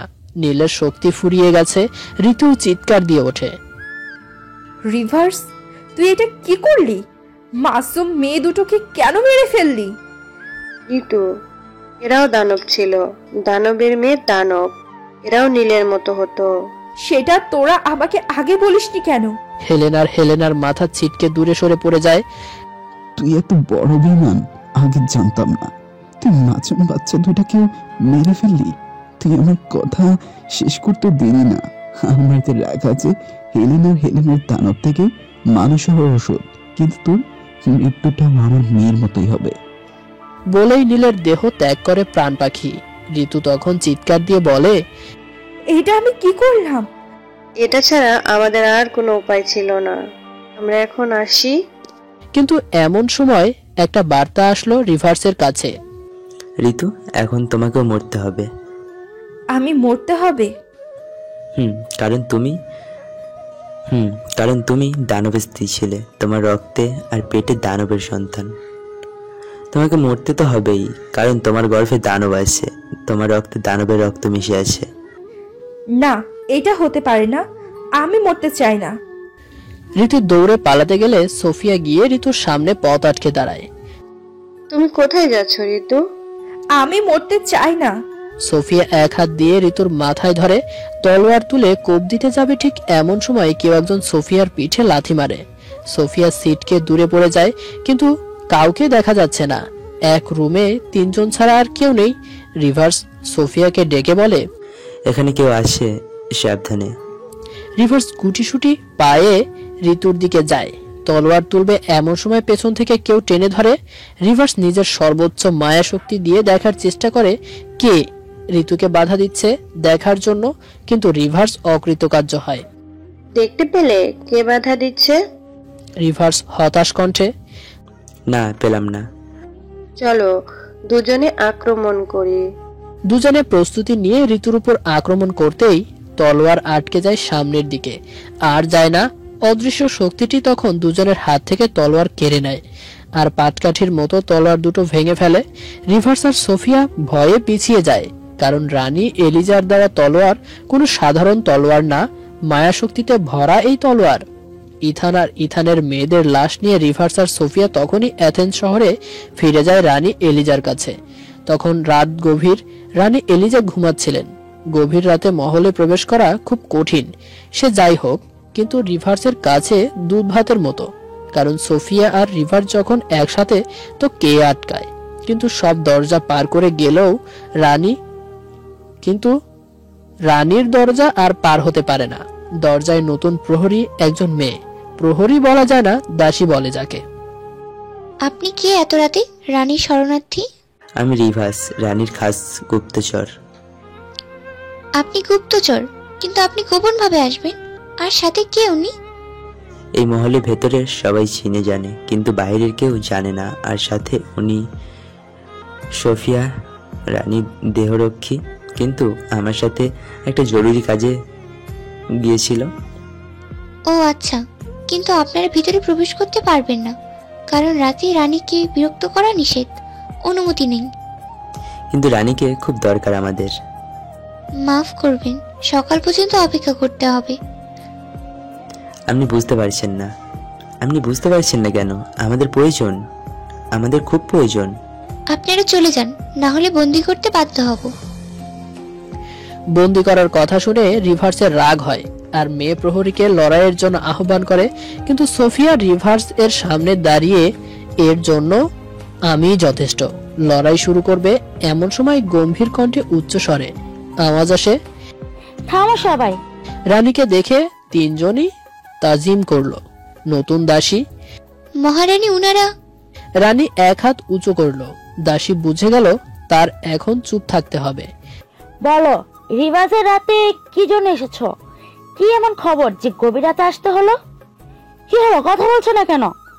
রিভার্স হাত দিয়ে ইশারা দিতেই আটজন প্রহরী ইথান আর ইথানের মেয়েদের লাশ কাঁধে করে নিয়ে এসে রানীর সামনে রাখে। লাশ দেখে রানীর চোখে মুহূর্তেই জল এসে যায়, কিন্তু রানী জেনেও না জানার ভান করে বলল, এগুলো কার লাশ রিভার্স? মহারানী, ছোট মহারাজ আর ওনার মেয়েদের। কথাটা শুনে সোফিয়ার কাঁধে ভর দিয়ে পড়ে যাওয়ার উপক্রম প্রায়। ছেলের শোকে কাতর মহারানী সোফিয়া রানীর হাত ধরে নিয়ে বসায়। রিভার্স, জি মহারানী। আমার সোনা টুকরো ছেলেটা মেরেই ফেললে, আমার ছোট ছোট সোনা টুকরো নাতনি কেউ মেরে ফেললে।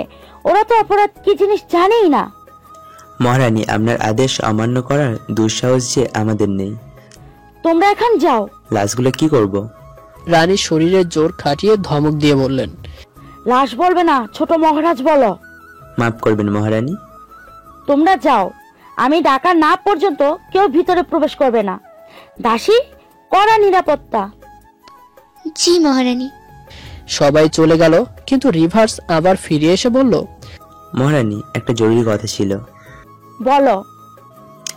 আপনার দেওয়া তলোয়ার এক শক্তি ভেঙে ফেলেছে। রানী অবাক চোখে তাকিয়ে রিভার্সকে যেতে বলল। সবাই বাহিরে। রিভার্স সোফিয়াকে বলল, আচ্ছা, ছোট মহারাজের লাশ দিয়ে কি করবেন? একই প্রশ্ন তো আমারও। এইদিকে ঋতু বুঝতে পারছে না তাকে কে রক্ষা করলো, দেখাও যাচ্ছে না কে অদৃশ্য। ঋতু বসে ভাবছিল কি করবে। ব্যাগপত্র গুছিয়ে বসে আছে। নীল নেই, কোন দিন আর ফিরে আসবে না। এখানে থেকে কি হবে? আবার কোনো বিপদ হতে পারে। এমন সময় জানালার থাই গ্লাসের ঠকঠক শব্দে ঋতুর ধ্যান থেকে বের হয়ে তাকায়। অদৃশ্যভাবে একাই লেখা হচ্ছে, আপনার কোনো চিন্তা নেই, আমি আছি আপনার পাশে ছায়ার মতো। আপনি সামনে আসেন। আবার লেখা হলো, অনুমতি নেই। আপনি কে? আমি হচ্ছি। অদৃশ্য শক্তিটা বলতে গিয়েও বলতে পারলো না সে কে। ঋতু আর কিছু বলল না। সে নীলের চিন্তায় বিভোর। নিজের হাতে কি করে অমানুষের মতো খুন করলো, কি করে করলো, এখন ঋতুর মাথায় ঢুকছে না। বিছানায় নীল রক্ত লেগে আছে। সব কেমন উল্টো পাল্টা লাগছে। চোখের পানি যেন আর বাদ মানছে না। ব্যাগটা গুছিয়ে নিয়ে ঋতু বের হয় বাবার বাড়ির উদ্দেশ্যে। রাস্তায় যেতে যেতে ভাবে ঋতু বাসায় গিয়ে মা বাবাকে কি বলবে, যখন জিজ্ঞেস করবে নীল কোথায়। এইসব ভাবতে ভাবতে বাসার সামনে চলে গেল। কিন্তু ঋতু বাসায় না গিয়ে গাড়ি ঘুরিয়ে আবার নীলের বাসার দিকে রওনা দিল। এইদিকে অ্যাথেন্স শহরের রানী ছেলের শোকে কাতর। ছেলেকে একটি কাচের ভেতর রেখেছে মায়াশক্তির বলে যাতে পচে না যায়। পরের দিন সকালে রিভার্স আর সোফিয়াকে ডাকা হয় রাজদরবারে বলতে গোপন বৈঠকখানায়। ডেকে রানী এলিজা জিজ্ঞেস করে, ইথান থেকে হত্যা কে করেছে? ঋতু নামে একটি, কিন্তু সে ইথানের দ্বিতীয় স্ত্রী ছিল। সে বেঁচে আছে? জি, সে বেঁচে আছে। কি? আমার ছেলেকে মারতে তোমাদের হাত কাঁপলো না? কিন্তু মহারানী, সে একটি মায়া শক্তি ছিল যার সাথে আমরা পেরে উঠতে পারিনি। মহারানী, সে একটি মায়ের শক্তি ছিল যার সাথে আমরা পেরে উঠতে পারিনি। কি একটা সামান্য মায়া শক্তির কাছে তোমরা দুজন মানুষ পারলে না? আমার যে ধারণা সেটা সাধারণ কোনো শক্তি নয়, আপনার দেওয়া তরোয়াল ভেঙে ফেলেছে। তাহলে তো দেখতে হচ্ছে কে এই মায়া শক্তি। রানী এলিজা রিভার্সকে আদেশ দিলেন যে যেভাবেই হোক ঋতুকে তার সামনে হাজির করতে। রিভার্সের সাথে দুইটা নেকড়ে নিয়ে ঋতুর বাড়িতে গেল। রিভার্স গিয়ে দেখলো ঋতু কান্না করছে। ঋতু যাতে পালাতে না পারে তাই নেকড়েগুলো আগে দরজা আটকে দাঁড়ালো। রিভার্স, এইসব কি? তুমি কি চাও? রানীর হুকুম, আজ তার সামনে তোমাকে হাজির করতে হবে। না, আমি যাব না। রিভার্স নেকড়েগুলোকে ইশারা করতে এই ঋতুকে নিয়ে হাওয়া একবারে রাজদরবারে। নেকড়েগুলোর সাথে ঋতুকে দেখে রাজদরবারে সবাই দাঁড়িয়ে যায়। কিন্তু সবার ধারণা ছিল ঋতুকে হয়তো রানী এলিজা মৃত্যুদণ্ড দিবে। ঋতু হাঁ করে সবার দিকে তাকিয়ে আছে, মনে হচ্ছে প্রাচীন যুগে আছে। শুধু তাকিয়ে এদিক সেদিক দেখছে। এমন সময় রানী নরম গলায় জিজ্ঞেস করলো, তুমি কি ঋতু? জি জি জি, আমি। হাত দিয়ে ইশারা দিয়ে ডাকলো, এদিকে আসো। ঋতু মাথা ঘুরিয়ে আশেপাশে তাকাচ্ছে, কিন্তু কেউ যাচ্ছে না। তখন আবার রানীর দিকে তাকায়। রানী আবার ডাকলো, ইশারায় বুঝালো তুমি আসো। ঋতু সিঁড়ি বেয়ে এক পা দুপা করে রানীর কাছে গেল, কিন্তু ঋতুর চোখ নীল রং ধারণ করেছে আস্তে আস্তে। রানী তাকিয়ে দেখছে কিন্তু কিছু বলছে না। যখন ঋতুর পোশাক পরিবর্তন হয়ে কালো হয়ে যায় তখন রিভার্স বুঝতে পারে কিছু একটা গন্ডগোল আছে, তাই ঋতুকে আটকানোর জন্য দৌড় দেয় রিভার্স। পাশেই দাঁড়িয়ে আছে দেহরক্ষী সোফিয়া। সামনে এসে দাঁড়াতেই ঋতু হাতের ইশারা করতে ছিটকে দূরে পড়ে যায়। গিয়ে দাঁড়ালো রানীর সামনে, ঘাড়টা বাঁকা করে বলল, বুড়ি তোর দিন শেষ। ঋতুর আঙ্গুল থেকে বড় বড় নখ বের হয় আর রানীর বুকে নখগুলো ঢুকিয়ে দিয়ে দুই দিকে টান দিয়ে দুই ভাগ করে দুদিকে ফেলে দেয়। আর রানী শেষ। সবাই অবাক হয়ে তাকিয়ে দেখছে, আর রিভার্স যাওয়ার আগেই রানী শেষ। ঋতু হা হা করে ভয়ঙ্কর এক হাসি দেয়। সবাই ভয় পেয়ে যায়, কিন্তু কেউ বুঝতে পারছে না এই ঋতু আসলে কে আর কি চায়।